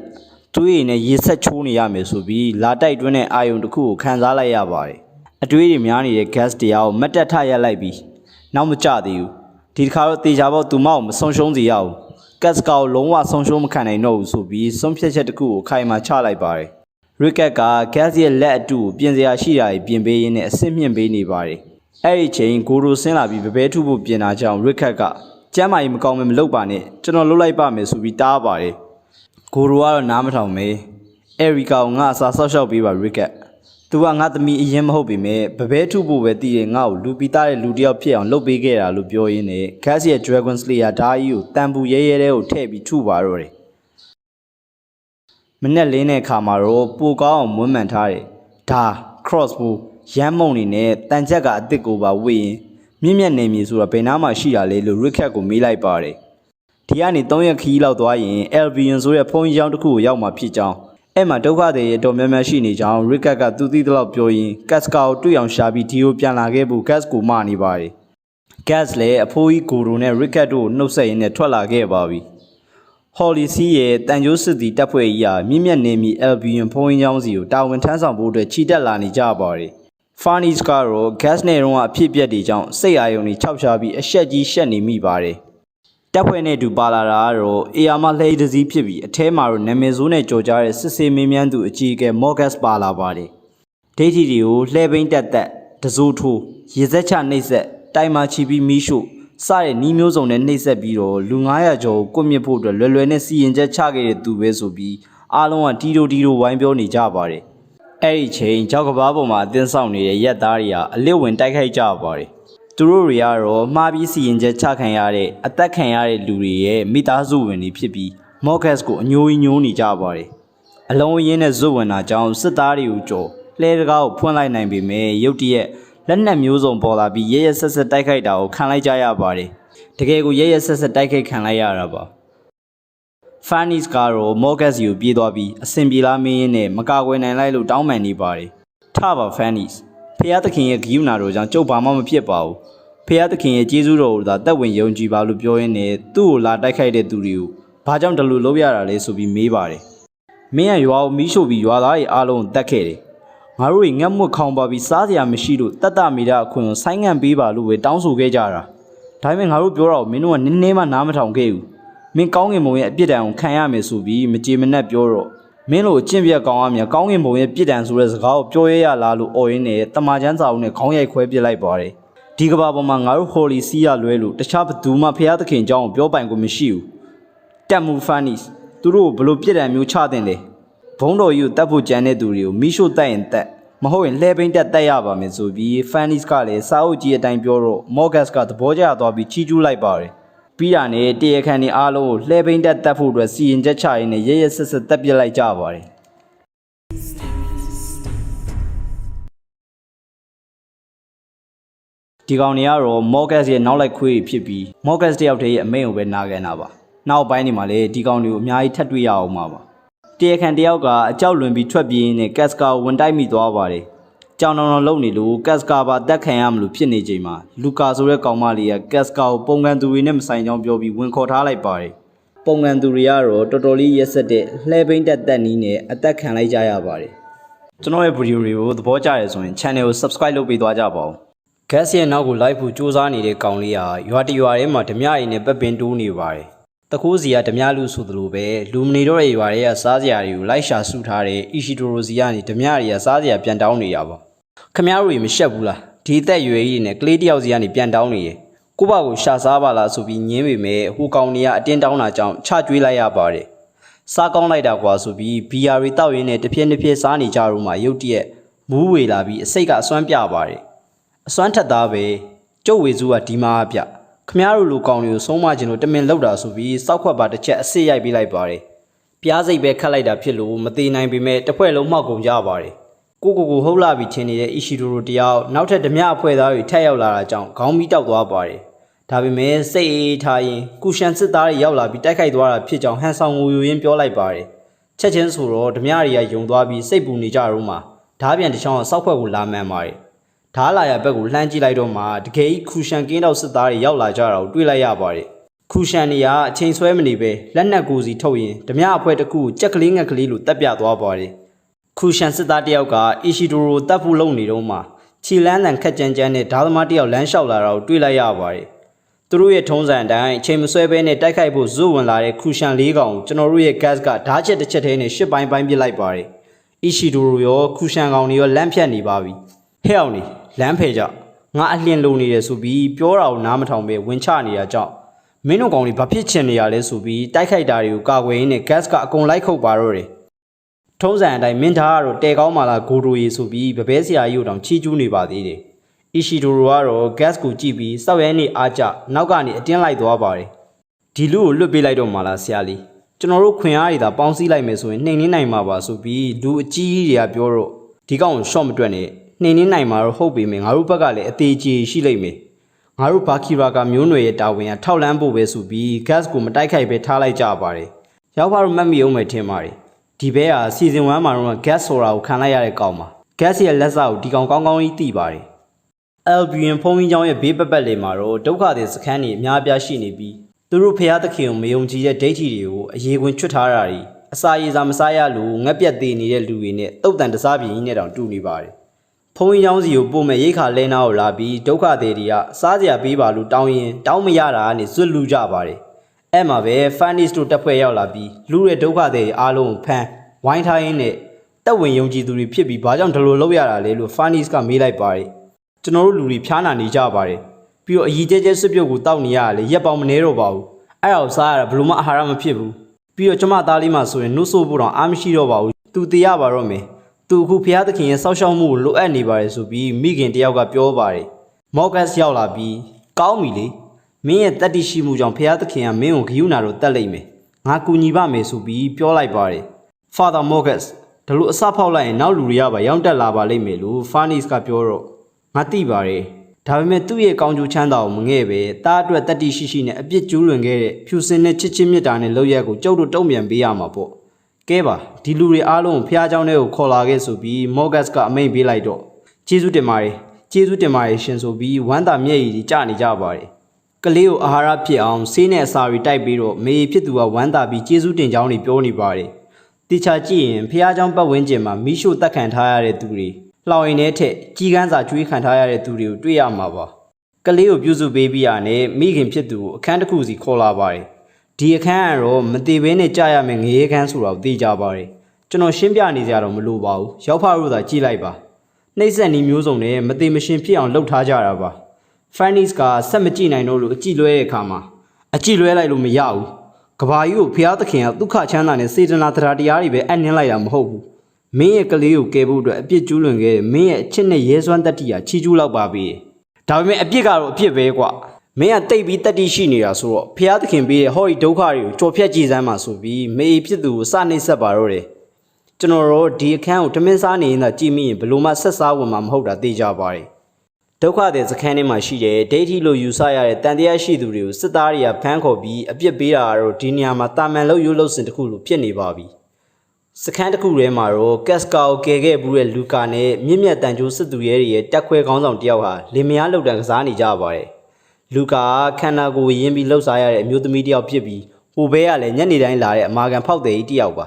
ါဒီကောင်ကလူကာကိုဒီလိုလှုပ်ရှားနေတဲ့သူမှန်းသိပြီးမြဲတကယ်ချစ်မိနေတာပါတကောင်သားကြီးစီးသိမ်ခံနေတော့မှရုတ်တရက်ကက်စကာဝင်လာလို့မျက်နှာကြီးမြင်ပြီးလန့်ဖြတ်သွားပြီးအလုတ်ပြက်ကုန်ကြပါတယ်အလုတ်လုတ်တဲ့နေရာကိုမလာရဘူးလို့ပြောထားရလေဤလိန်တောင်းမှန်ပါတယ်ရှင်။ "तू ကကျမညီမလေးပါ။ကျမလိုအလုပ်လုပ်ရင်ယောဂကူးဆက်ခံထားရလို့ပတ်တီးစီးပေးထားတာပါဆိုပြီးလူကာတောင်းမှန်ရင်ရှင်းပြလိုက်ပါတယ်။လူကာကက်စကာရဲ့နာမည်မှန်ကိုမသိရကြောင်းအီလိန်ဆိုတဲ့နာမည်တစ်ခုကိုပေးထားတာပါ။တန်ရတန်ကြီးပေးရင်းနဲ့တန်ဖိုးကြီးပလဲပတိတကုန်းဟိုပေးတာကြောင့်လူကာတယောက်မယူရက်ဖြစ်နေပါတယ်။ရုတ်တရက်ဘဲကြီးကဒီတာဝန်ပြီးရနဲ့မင်းကိုခေါ်ပြီးငါတိုင်းပြည်ကိုပြန်မယ်။မိဘတွေသဘောမတူရင်တော့မင်းကိုရအောင်လက်ထပ်ပြီးဖူးဖူးမှုတ်ထားမယ်။မင်းညီမလေးကိုလည်းဆရာဝန်ကောင်းကောင်းရှာပြီးစေကူပေးပါမယ်လို့ပြောလိုက်ပါတယ်။ဒီဘဲနာမည်ကဂျေရုံးလို့ခေါ်ပြီးအထက်တန်းလွှာတယောက်ပါ။ကျေးဇူးတင်ပါတယ်ရှင်။ကျမဘာမှမမျှော်လင့်မယ်စောင့်နေပါမယ်ဆိုပြီးနှုတ်ဆက်လိုက်ပါတယ်။အဲ့ရရဲ့စကားဥသာအတီးယူရင်ငါပြည်တန်စာဘယ်ဟုတ်ပါတော့မလဲဆိုပြီးကိုနှစ်သိမ့်နေတော့မှာပဲ။ကျမတို့ကြားလိုက်တယ်နော်မာကြီးလူကာကျမတို့လည်းအဲ့လိုပြောခံကျင်လိုက်တာရှင်ဆိုပြီးကလေးမလေးထွက်လာကြပါတယ်။ဒီကလေးမလေးတွေကလည်းလူကလိုပဲခန္ဓာကိုယ်ရင်းနှီးပြီးလှုပ်ရှားနေကြရတဲ့သူတွေပါ။လူကာတူရတဲ့အဖိုးအခါကိုအားလုံးနဲ့အညီအမျှခွဲယူရင်းပလဲပတိကိုပါဆွဲဖြတ်လိုက်တာကြောင့်အားလုံးကအံ့ဩနေပါတယ်။အကုန်လုံးကိုပလဲလုံးနဲ့ညီတူညီမျှခွဲပေးပြီးလူဆိုတာရုံမာတဲ့တရဝါတွေပဲအန်ဒီရများတယ်။အမားတို့တွေချင်းချင်းကြည့်ရှုစောက်ရှောက်ကြရမယ်နော်။ပြီးတော့အခုရတဲ့ဝေစုရဲ့တဝက်စီကိုလည်းအိမ်ကြီးချင်းတွေကိုသွားပေးလိုက်ကြပါဦး။သူတို့သာမနာလို့ဖြစ်ပြီးဒိဋ္ဌိပါလို့ကြောက်တွန်းလိုက်ရင်အမားတို့ဘယ်သူမှကယ်နိုင်မှာမဟုတ်ဘူး။လူတိုင်းနဲ့တဲ့အောင်ပေါင်းထားရမယ်လို့ဆိုပြီးကလေးမတွေကိုဆုံးမနေပါတယ်။ကက်စကာရဲ့မျက်နှာပတ်တီးတွေပါကွာကျနေလို့မဖြစ်သေးပါဘူး။တင်းတင်းလေးခြိထားပေးရမယ်။နင်းရုပ်ရီလေးနဲ့ဒီနားတစ်ဝိုက်မှာရှောက်သွားနေယောက်ျားသားတွေရဲ့သားကောင်ဖြစ်လိမ့်မယ်ဆိုပြီးပတ်တီးပြန်စီးပေးနေပါတယ်။နီနာဆိုတဲ့ကောင်မလေးမှာတော့ယောဂတစ်ခုရှိနေတာကြောင့်လူကာကသူ့ဖောက်တဲ့ဆရာဝန်တယောက်စီကနေရထားတဲ့ဆေးကိုပေးလိုက်ပါတယ်။လူကာကတော့ပြည့်တစားတယောက်ဖြစ်နေပေမဲ့ဒီစီးရီးရဲမှာလူစိတ်ရှိတဲ့သူတွေအ ਨੇ စုတွေကတယောက်ပါ။အဲ့ဒီအချိန်မှာဖောက်တဲ့တယောက်ရောက်လာလို့အားလုံးကိုပြန်လွှတ်လိုက်ပြီးနီနာကိုတော့အီလိန်ကိုစောက်ရှောက်ဖို့မှားလိုက်ပါတယ်။တနေရာမှာတော့ဒိဋ္ဌိတယောက်ကိုဖမ်းမိထားပြီးအားလုံးကခဲတွေနဲ့ဝိုင်းထုနေကြပါတယ်။ပျော်လွန်းလို့ထုနေကြရတာတော့မဟုတ်ပဲခဲနဲ့မထုရင်အလိုတူအလိုပါဒိဋ္ဌိလို့သတ်မှတ်ခံရမှာဖြစ်တာကြောင့်ဝိုင်းထုနေကြရတာပါ။နီနာကတော့ရေသွားခဲ့ရင်းနဲ့သွေးတွေစီးကျနေတာကြောင့်သူ့ယောဂအခြေအနေဆိုးမှန်းကိုသိနေပါတယ်။နီနာရဲ့ယောဂကဘာဆိုပြီးတေချာမပြောထားပေမဲ့သူ့ရဲ့အမျိုးသမီးအင်ကာကနေသွေးတွေစီးကျနေတတ်တဲ့လိမ်မိုင်းဆိုင်ရာကုသယောဂတစ်ခုပါ။နီနာကရေခက်ရင်သူ့ယောဂအကြောင်းကိုတွေးနေတာကြောင့်အချင်းကကုန်မှန်းမသိကုန်အမောင်တူကကြီးစိုးလာပါတယ်။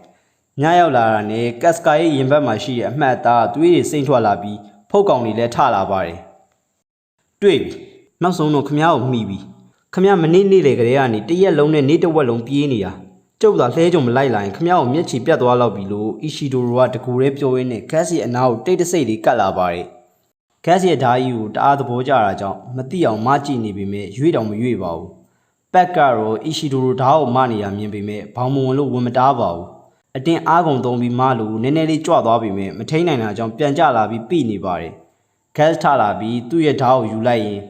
ဒါကလေးကစားစရာမဟုတ်ဘူးမင်းဘာလို့ငါနောက်ကိုလိုက်လာနေရလဲဘာလို့ချင်းလို့လဲ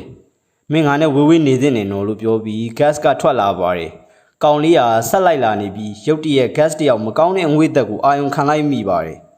လှဲပိန်းမှာတက်ပြီးအသက်ခံထားရတဲ့လောင်းနေရာမကောင်းဆိုးဝါးတွေဖြစ်ပြီးတော့လာတိုက်ခိုက်တာပါမင်းတို့လာကြပြီပေါ့လို့ gas ကကျေနပ်နေတဲ့လီတိုင်ကြီးနဲ့ပြောလိုက်ပါတယ်အီရှီဒိုရိုကကြောက်ကြောက်လက်လက်နဲ့အတင်းထွက်ပြေးနေတာကို gas ကဝင်တားလိုက်ပြီးတော့အကုန်လုံးကိုလိုက်ခုတ်ပါတော့တယ် gas ကာစီကိုဖုတ်ကောင်တွေရှောက်လာပြီမဲ့မြေပေါ်မှာအယောင်တောက်နေတဲ့မကောင်းဆိုးဝါးကိုမြင်ပြီးဖုတ်ကောင်နေတဲ့ဝိညာဉ်တွေထွက်သွားကြပါတယ်နီနာကတော့မကောင်းဆိုးဝါးတွေကိုသတိမထားလိုက်မိပဲမှောင်လာတာကြောင့်အီလိန်ကိုခေါ်ပြီးတဲစီပြန်လာခဲ့ပါတယ်နီနာနဲ့အီလိန်တို့တော့အမှောင်ထဲကနေတခုခုကစောင့်ကြည့်နေပါတယ်အီရှီဒိုရိုတယောက်သတိမရကနေနိုးလာတဲ့ခါမှာတော့လှဲပိန်အပြက်အစီအကျိုးပဲ့တွေကိုတွေ့ရတာကြောင့်တိုက်ပွဲဖြစ်ခဲ့တာကိုပြန်မှတ်မိသွားပါတယ်တစ်ဆက်တည်းမှာပဲ gas ကသူ့ကိုထားခဲ့ပြီးတကူတော့လစ်သွားတာကိုသိရလို့ဇွတ်လိုက်ပြန်ပါတယ် gas ကသူ့သွားရမယ့်ခီးကိုပဲအရှိန်မပြတ်အတင်းသွားနေပြီးနတ်တငယ်လေးကတော့အီရှီဒိုရိုတယောက်တည်းကြံနေခဲ့လို့ဘာများဖြစ်နေမလဲဆိုပြီးစိတ်ပူနေပါတယ်အရှိန်နဲ့ပြေးနေတဲ့ gas ကရုတ်တရက်သူ့မျက်စိရှိရာအရာတစ်ခုကြောင့်ရက်လိုက်ပါတယ်ဘသူကြီးလဲလို့နတ်တငယ်ကမေးတော့မိတ်ဆွေဟောင်းတယောက်ပါဆိုပြီးပြန်ဖြေလိုက်ပါတယ်ရောက်ပါလို့ခက်မှန်းဖို့အတွက်9စက္ကန့်အချိန်ပေးပါမယ်ဟုတ်ပါတယ်ကျွန်တော်တို့ရဲ့မိတ်ဆွေကြီးစကားနိုင်ပါရုံးကန်သူကြီးမင်းကြည့်ရတာကြမ်းမှာပုံပဲမိတ်ဆွေတစ်တွေဘာရင်နဲ့ပါလားလို့နှုတ်ဆက်တော့မတွေ့ရကြပြီဖိုးကြီးခမရဒီမှာဘာလာလုပ်နေရလဲလို့ gas ကပြန်မေးလိုက်ပါတယ်ငါဝိညာဉ်လောကသားတွေရဲ့ရန်သူလေးကွာဘာကြောင့်ဒီကိုရောက်လာတယ်ထင်လို့လဲဒီအနီးနားတစ်ဝိုက်မှာတမန်တော်ရှိလို့လားမဟုတ်မှလွဲရော God hand တွေရောက်နေကြရလားမင်းလည်းအိမ်မက်ထဲမှာတောက်ပနေတဲ့သိန်းငယ်ကိုတွေ့ခဲ့တာပဲမဟုတ်လားရုံးကန်သူအဲ့ဒါဟာဗျာဒိတ်ပဲနေချက်ချိန်နဲ့စင်တူတဲ့ပွဲတော်တစ်ခုဖြစ်လာတော့မယ်လို့စကားနိုင်ကပြောလိုက်တာနဲ့ gas ရဲ့ရုပ်ကချက်ချင်းပြောင်းသွားပြီးအဲ့လိုမျိုးထက်ဖြစ်အောင်မလားလို့ရေရွတ်လိုက်ပါတယ်ကံမကောင်းစွာနဲ့ပဲဒီပွဲတော်ရဲ့ရလက်ကိုပြောင်းလဲနိုင်တဲ့နီလန်းကဘယ်သူမှမရှိဘူးဒါဆိုရင်ရလက်ကအရင်တစ်ခါအတိုင်းဖြစ်လိမ့်မယ်လို့ခမရကပြောချင်တာလားငါတို့နှစ်ယောက်လုံးဒီမှာရှိနေရဲဆိုတာနဲ့ပြောစရာမလိုပဲတည်တဲ့နေပြီရုံးကန်သူငါတို့ကကံကြမ္မာကြော့ကွင်းထဲမှာပိတ်မိနေကြတဲ့သူတွေပဲလို့စကားနိုင်ကပြောတော့ခမရပြောတဲ့ကံနေအရေးတွေကျုပ်ကဂယူးဆိုင်မယ်ထင်လို့လားအဲ့ဒီတော့ကတော့ခမရရဲ့စွမ်းကိုအားကိုးခဲ့ရတာမှန်ပါတယ်ဒါပေမဲ့ဒီတစ်ခါတော့ကျုပ်ရဲ့ကိုယ်ပိုင်စွမ်းအားနဲ့သူ့ကိုရအောင်ခင်မယ်လို့ gas ကကြုံဝါလိုက်ပါတယ်ကောင်းတယ်တိတ်ကောင်းတယ်အဲ့ဒီအမှတ်သားကလည်းမင်းကိုကူညီပေးနိုင်လိမ့်မယ်တခုတော့ကြံပေးလိုက်မယ်မင်းချစ်ရတဲ့သူတယောက်ထက်မပိုစီနဲ့လို့စကားနိုင်ကသူ့ထုံးစံအတိုင်းမရှင်းနေပြောရင်ထွက်သွားပါတယ်ဖန်နီစ်တယောက်စွတ်ပြုတ်တွေအသားကင်ပေါင်းမုံနေနဲ့ဖွဲ့ရရှိရဲ့မနက်စာကိုမစားနိုင်ပဲကလေးမီရဲ့အတန်ကြီးရုပ်တွေကိုအတွေးထဲမှာပြန်မြင်အောင်ကြားရောက်နေပါတယ်မလန်မကန်းကဂျေရုံးနဲ့တက်သားတွေကတော့ငါတို့တက်မှုဖန်နီစ်ကဘာလို့ Father Morgus ကိုအဲ့လောက်ကြီးတောင်ခရနေရတာလဲကွာတော်တော်လေးကိုယုံကြည်နေတာပဲပြီးတော့ဟိုစောက်ဘောကောင်ကရောဘာလို့လက်နက်ရရှိဖြစ်နေရတာလဲငါတို့စီမှာဒုက္ခတွေရေးတွက်တွေလည်းတိုးလာနေပြီဆိုပြီးအချင်းချင်းပြောနေတာကို Fanny တယောက်ကြားနေရပါတယ်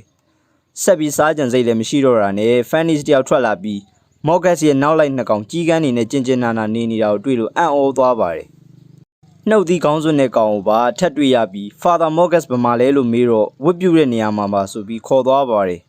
မနေ့ကလန့်သွားလားတက်မှုကျွန်တော်တို့အားလုံးကပုံမှန်သွင်ပြင်ကြောင့်နှိပ်စက်ခံခဲ့ကြရတဲ့သူတွေပါနှင်ထုတ်ခံရတယ်မကောင်းဆိုးဝါးရီလို့ဆက်ဆံခံရတယ်တချို့ဆိုတောအုပ်ထဲမှာတော့ပုံပြီးနေကြရပါတယ်လို့ပြောရင်းနဲ့လက်ကိုနေအောင်ကြီးရှိထုတ်လိုက်တဲ့အခါအနာကြီးယောဂလိုမျိုးအသားဘူးတွေကပုံပြက်ပန်းပြက်ထွက်လာပါတယ်ကျွန်တော်ကရှားပါယောဂတစ်ခုနဲ့မွေးလာတာပါဒီဝစ်စုံသားမိုးထားရင်လူနဲ့တောင်တူမှာမဟုတ်ဘူးလို့ပြောရင်သူတို့ Father Morgus ကရှာတွေ့ခဲ့ပုံတွေခီးယူနာထားဆက်ဆံပြီးဒန်းတူခွင့်ရေးပေးခဲ့ပုံတွေကိုပြောပြပါတယ်ကျွန်တော်လည်းဒီလိုလူတွေကိုနှိပ်စက်နေရတဲ့လုပ်ကိုဘယ်သဘောကျပါမလဲမပြောပါဘူးဒါပေမဲ့ဂုံယူပဲဒါဖះသခင်ကကျွန်တော်ကိုပေးရတဲ့မြင့်မြတ်တဲ့တာဝန်မဲလီလို့ပြောရင်းနဲ့ဝတ်ပြုကန်းစီကိုခေါ်သွားပါတယ်ဝတ်ပြုကန်းထဲကိုရောက်တော့ Fanny's မျက်လုံးထပ်ပြူးသွားရပြန်ပါတယ် Morgus ကကြမ်းမြုံစောက်ခွက်နဲ့အားရပါရတတိုင်းတိုင်းစောင့်တိုက်နေလို့ပါ Morgus ရဲ့တပည့်ဟာသူ့ဆရာဝတ်ပြုနေတာဖြစ်ကြောင်း Father Morgus ကမနေ့တစ်ချိန်ညနေတစ်ချိန်တနေ့ကို2ချိန်အချိန်1000စီဝတ်ပြုတာဖြစ်ကြောင်းပြီးခဲ့တဲ့10စုနှစ်လုံးလည်းတစ်ချိန်လေးမှမပြတ်ကွက်ခဲ့ကြောင်းကိုရှင်းပြနေရင်းနဲ့ Morgus လည်းဝတ်ပြုလို့ပြီးသွားပါတယ်အခုဆိုရင် Morgus မျက်နှာကြီးဘာကြောင့်ကုဘတုံးပုံဖြစ်နေပြားနေရလဲဆိုတော့ရောက်ဖားလို့နားလည်သွားပြီထင်ပါတယ်တခုဝင်ပြောချင်တာကဒီ Versac တဲကဘာသာရေးဟာကျမ်းစာတွေ Father တွေပါနေလို့ခရီးယန်နဲ့ဆင်နေပြီမြဲခရီးယန်မဟုတ်ပါဘူးတက်စာရေးသူဖန်တီးထားတဲ့ဘာသာတစ်ခုပါပဲကျွန်တော်ကတော့ Versac ကိုကျွန်တော်နီးကျွန်တော်ဟန်တိုင်းပဲအကောင်းဆုံးဖြစ်အောင် ရတာမြောက်အောင်ရီကတ်သွားမှာဖြစ်ပြီးဘယ်ဘာသာမှစော်ကားလို့စိတ်မရှိပါဘူးလက်တွေ့အပြင်ကဘာဘာသာတရားအားလုံးအပြည့်အဝလေးစားမှုရှိပါတယ်ဇက်လန်ကိုပြန်ဆက်ရရင်တော့ဖန်နီစာသူ့မျက်စိရှိရနာကျင်တဲ့သူတွေပြီးတော့လက်အောက်ခံတက်သားအချို့ရဲ့ပြောစကားတွေကြောင့်သူလုံနေတဲ့တာဝန်တွေလောက်ရက်တရားမှန်လားမှားလားမသိတော့ကြောင့်မော့ဂတ်စ်ကိုပြောပြနေပါတယ်မော့ဂတ်စ်ကတော့အများကိုကယ်ဖို့အ ਨੇ စုကိုစွန့်လွှတ်ရကြောင်းဘာသာရေးတာဝန်တွေကဒီလိုပဲခက်ခဲတဲ့အကြောင်းတွေပြီးတော့သူကိုယ်တိုင်ဝတ်ပြုရာကနေရတဲ့နာကျင်မှုတွေကိုတောင်လူလားလားသဘောကျမျက်နှာကြောင်းဘာပဲဖြစ်နေဖျားသခင်အတွက်လှုပ်เสียရှိတာကိုဆက်လုပ်ရမှာဖြစ်ကြောင်းဖျားသခင်ကိုမေးခွန်းမထုတ်ရကြောင်းယုံကြည်မှုအားမရောတင်ကြောင်းတွေကိုတရားထပ်ဟောပေးလိုက်ပါတယ်ဒီအချိန်မှာလည်းမျက်လုံးတစ်စုံကသူတို့ကိုစောင့်ကြည့်နေပြန်ပါတယ်သူ့ရဲ့ဝေစုကိုအိမ်နီးချင်းတွေစီပေးရင်းနဲ့ကမြင့်နဲ့အီလင်းကိုလိုက်ထိန်ပေးနေရတဲ့နီနာစီကိုတော့ကောင်လေးတစ်ယောက်ကရောက်လာပါတယ်ရှင်ဘာလာလောက်တာလေယိုဝါခင်းကျမဘာဖြစ်နေလဲရှင်သိရမလားတိနေရတဲ့တော့ကျမရဲ့ဝန်ဆောင်မှုကိုလိုချင်နေသေးရလားဆိုပြီးနီနာကစိတ်ထဲကမပါပေမဲ့သစိမ်းဆန်ဆန်ပြောပြလိုက်ပါတယ်ကိုကမင်းကိုစိတ်ပူလို့ပါဆိုပြီးယိုဝါခင်းကပြန်ပြောတော့ရှင်အဲ့လိုကျင်ကျင်နာနာပြောရင်တော့ကျမရှင်နဲ့မအိပ်ပေးနိုင်ဘူးလို့ပြောပြီးသားပဲရှင်အဲ့လောက်တော့တတ်တည်ရှိနေရလားဒါဆိုရင်လည်းညသကောင်ခေါင်းလောင်းထိုးတဲ့အခါမြေကမ်းပါးကိုလာခဲ့ပါဆိုပြီးနီနာမျက်လုံးချင်းကြည့်ပြီးပြောလိုက်ပါတယ်တကယ်ကြီးသကောင်ရံရောက်တဲ့အခါမှာယိုဝါခင်းကရောက်နှင်ပြီးသားဖြစ်နေလို့နီနာဟန်မဆောင်နိုင်တော့ပဲပြေးဖက်လိုက်ပါတယ်ရှင်ကျမကိုတကယ်ချစ်တာလားကျမနဲ့အတူငရဲကိုလိုက်နိုင်လို့လားဆိုပြီးနီနာကမေးတော့မင်းနဲ့သာဆိုရင်လိုက်ရဲပါရဲ့လို့ယိုဝါခင်းကပြန်ဖြေပါတယ်ဒီလိုနဲ့နီနာကယိုဝါခင်းကိုတနေရာစီဥဆောင်ခေါ်သွားပါတယ်ညသကောင်ချိန်ကြီးနီနာရုတ်တရက်ထသွားတာကိုမြင်လို့နောက်ကနေတိတ်ဆိတ်လိုက်လာတဲ့လူကာကလည်းသူတို့နှစ်ယောက်ကိုဆက်ပြီးစောင့်ကြည့်နေပါတယ်ပြဿနာတစ်ခုရှိတာကလူကာရဲ့နောက်မှာနောက်ထပ်အုံနောက်မမှန်တဲ့အီလင်းရပါထပ်ပြီးပါလာတာပါနီနာနဲ့ယိုဝါခင်းတို့ကတော့မကြာမီတခြားလူတွေနဲ့ပါရောမိသွားပြီးသူတို့ဥတီနေတဲ့နေရာကိုလှမ်းမြင်နေရပါပြီအလဲမှာမီးပုံကြီးတစ်ခုနဲ့အိုးကြီးကိုပွက်ဆူအောင်တဲနေပြီးလူတွေကအဝတ်မပါဖင်ပြောင်တဲ့မီးပုံကြီးကိုဝိုင်းကြီးပက်ဒူဝေလှုပ်နေပါတယ်လူခန္ဓာကိုစိတ်ကောင်းတဲ့ကောင်အနားမှာလည်းမိမတွေကခစားနေကြပါတယ်ဒါတွေကတော့ Furnace တို့ Morgus တို့လိုဘာသာရေးတပ်ဖွဲ့ဝင်တွေလိုက်ရှာပစ်ပေးနေတဲ့ဒိဋ္ဌိဆိုတဲ့ကောင်တွေပါလူကာကဒါတွေအားလုံးကိုမြင်သွားပြီးနီနာဒီကောင်မလေးကတော့ငါထင်ထားတဲ့အတိုင်းဖြစ်နေရပဲဒုက္ခပါပဲဆိုပြီးစိတ်ပူပြီးရေရွတ်လိုက်ပါတယ်နီနာနဲ့ယိုဝါခင်းတို့ကအဝတ်ဗလာတွေဖြစ်ကုန်ပြီးစီးလွတ်ဝါလို့ပြောနေကြပါတယ်ပြောလို့အားရတာနဲ့နီနာကယိုဝါခင်းကိုသူတို့ကိုးကွယ်တဲ့ကောင်စီခေါ်သွားပြီးအရှင်စိတ်သူ့ကိုဒိဋ္ဌိအဖွဲ့ဝင်ဖြစ်ပြောင်းပေးပါလို့တောင်းဆိုလိုက်ပါတယ်ဒီမှာထူးဆန်းတာကစိတ်ကောင်းတဲ့ကောင်ရဲ့ဟာမွေးတကောင်လိုဖြစ်နေပြီးယိုဝါခင်းတယောက်မွေးပုံစံလိတ်ထီလေးကိုတစ်ချက်နမ်းလိုက်ရပါတယ်ပြီးတာနဲ့နီနာကပကံတစ်လုံးကိုပေးရင်ဒါကိုတောက်လိုက်ရင်ရှင်လဲကျမတို့လူဖြစ်ပြီလို့ပြောလိုက်ပါတယ်တနာစိတ်မွန်နေတဲ့ဟိုကောင်ကလည်းဘူးမသိဘာမသိနဲ့တောက်လိုက်ပြီးပါဇက်ထဲမှာတခုခုတစ်နေတာကြောင့်ကြိလိုက်တော့လူသားလက်ချောင်းကြီးဖြစ်နေပါတယ်လက်ထဲကပကံမှာလွတ်ကျသွားပြီးငုံကြည့်လိုက်မှနရွက်တွေကလီစာရဲ့အယိုးတွေကိုပါတွေ့လိုက်ရပါတယ်ဒီအိုးကြီးကအခြားအရာမဟုတ်ပါဘူးလူသားတွေကိုထဲ့ချက်ထားတာပါယိုဝါခင်းလည်းလန့်ဖြတ်သွားပြီးဇွတ်ထွက်ပြေးပါတယ်အစကတော့နီနာတားဖို့လုပ်ပြီးမဲ့တားမရတဲ့ဆုံးသူ့ကိုဖမ်းအဲ့ကောင်ကိုတတ်လိုက်တော့လွတ်သွားပြီးငါတို့ဖော်ကောင်လှုပ်လိုက်ရင်အကုန်သေးရလိမ့်မယ်ဆိုပြီးဇွတ်လိုက်ကြရင်းနဲ့ယိုဝါခင်းတယောက်တော့အရှိန်လွန်ပြီးကြောက်ကဘာကနေပြုတ်ကျသွားပါတယ်ဒါတော့အမြင့်ရင်ဆိုတော့ဒီကောင်သေးလောက်ပါပြီဆိုပြီးဒိဋ္ဌိတွေလည်းစိတ်ချလက်ချနဲ့ပြန်သွားကြပါတယ်နီနာကတော့မတက်တာလို့တတ်ခိုင်းရပေမဲ့သူလည်းယိုဝါခင်းကိုချစ်တာကြောင့်ငိုနေမိပါတယ်အဲ့ဒီချိန်ခေါ်တန်ကြားလို့လှည့်ကြည့်လိုက်တဲ့အခါမှာလူကာရောက်နေတာပြစ်ပြီးလန့်ဖြတ်သွားပါတယ်လူကာရှေ့ကိုတိုးလာတော့မလာနဲ့ရှင်ကျမနားကိုမလာနဲ့အော်လိုက်ရင်စောစောကလူတွေပြန်ရောက်လာမှနော်ဆိုပြီးခဲနဲ့ကောက်ထုတ်လိုက်တာလူကာခေါင်းနဲ့ပေါက်သွားပါတယ်ဒါပေမဲ့ဂီယူမဆိုင်ပဲအနားကိုဆက်တိုးလာနေတာကြောင့်လူကာကျမရှင့်ကိုမုန်းနေတာကြာပြီပြည်တန်စာချင်းအတူတူသူတော်ကောင်းပုံစံနဲ့လာကောင်းပြနေတယ်ဟိုဟာတော့လှုပ်ဒီဟာတော့မလှုပ်နဲ့ဆိုပြီးအမိတ်နေလာပေးနေတယ်ဆိုပြီးပြောနေပေမဲ့လူကာကတော့ဘာမှပြန်မပြောဘဲနဲ့ပါးကို3ချက်လောက်ချပေးလိုက်ပါတယ်ပြီးရနဲ့ဖင်ုံပါ10ချက်လောက်ရိုက်ဆုံးမှပြီးစိတ်ပူလိုက်ရတာအယူမလေးဆိုပြီးရင်ခွင်ထဲကိုထည့်ဖက်ထားလိုက်တော့နီနာလည်းငိုပါတော့တယ်ယိုဝါခင်းရဲ့အကြောင်းတွေကိုပြောပြဖို့လုပ်ပေမဲ့လူကာကအခုလောလောဆယ်တော့ဘာမှမပြောနဲ့အောင်လို့တားပြီးဖက်ထားလိုက်ပါတယ်လူကာကတကယ်တော်တဲ့အကြီးပီသားတဲ့ character တယောက်ဖြစ်ပြီးနီနာကတော့လူမုန်းအတော်များတဲ့သူဆိုတာကိုသိတာအောင်လို့ကျွန်တော်ကစကားပြောခန်းနေပါမကြော်ဘဲနဲ့ပြောပြပေးနေတာပါယိုဝါခင်းရဲ့နောက်ကိုလိုက်ခဲ့တဲ့ဒိဋ္ဌိတွေကတော့ကက်စကာကိုတွေ့သွားပြီးပက်တီကိုဆွဲဖြီလိုက်ပါတယ်ဘာလဲဟာဒီကောင်မလေးကဒီလောက်လှတာဘာလို့ပက်တီကြီးစီးထားရတာလဲ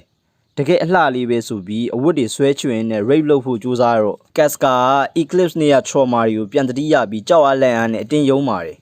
လူကာကပုံးနေရကနေထွက်လာပြီးဝင်တားဖို့လုပ်နေချိန်မှာပဲကက်စကာရဲ့အမာရွက်ကသွေးတွေထွက်လာပြီးအမှောင်တုတွေကနေဖုတ်ကောင်တွေပါထွက်လာပါတယ်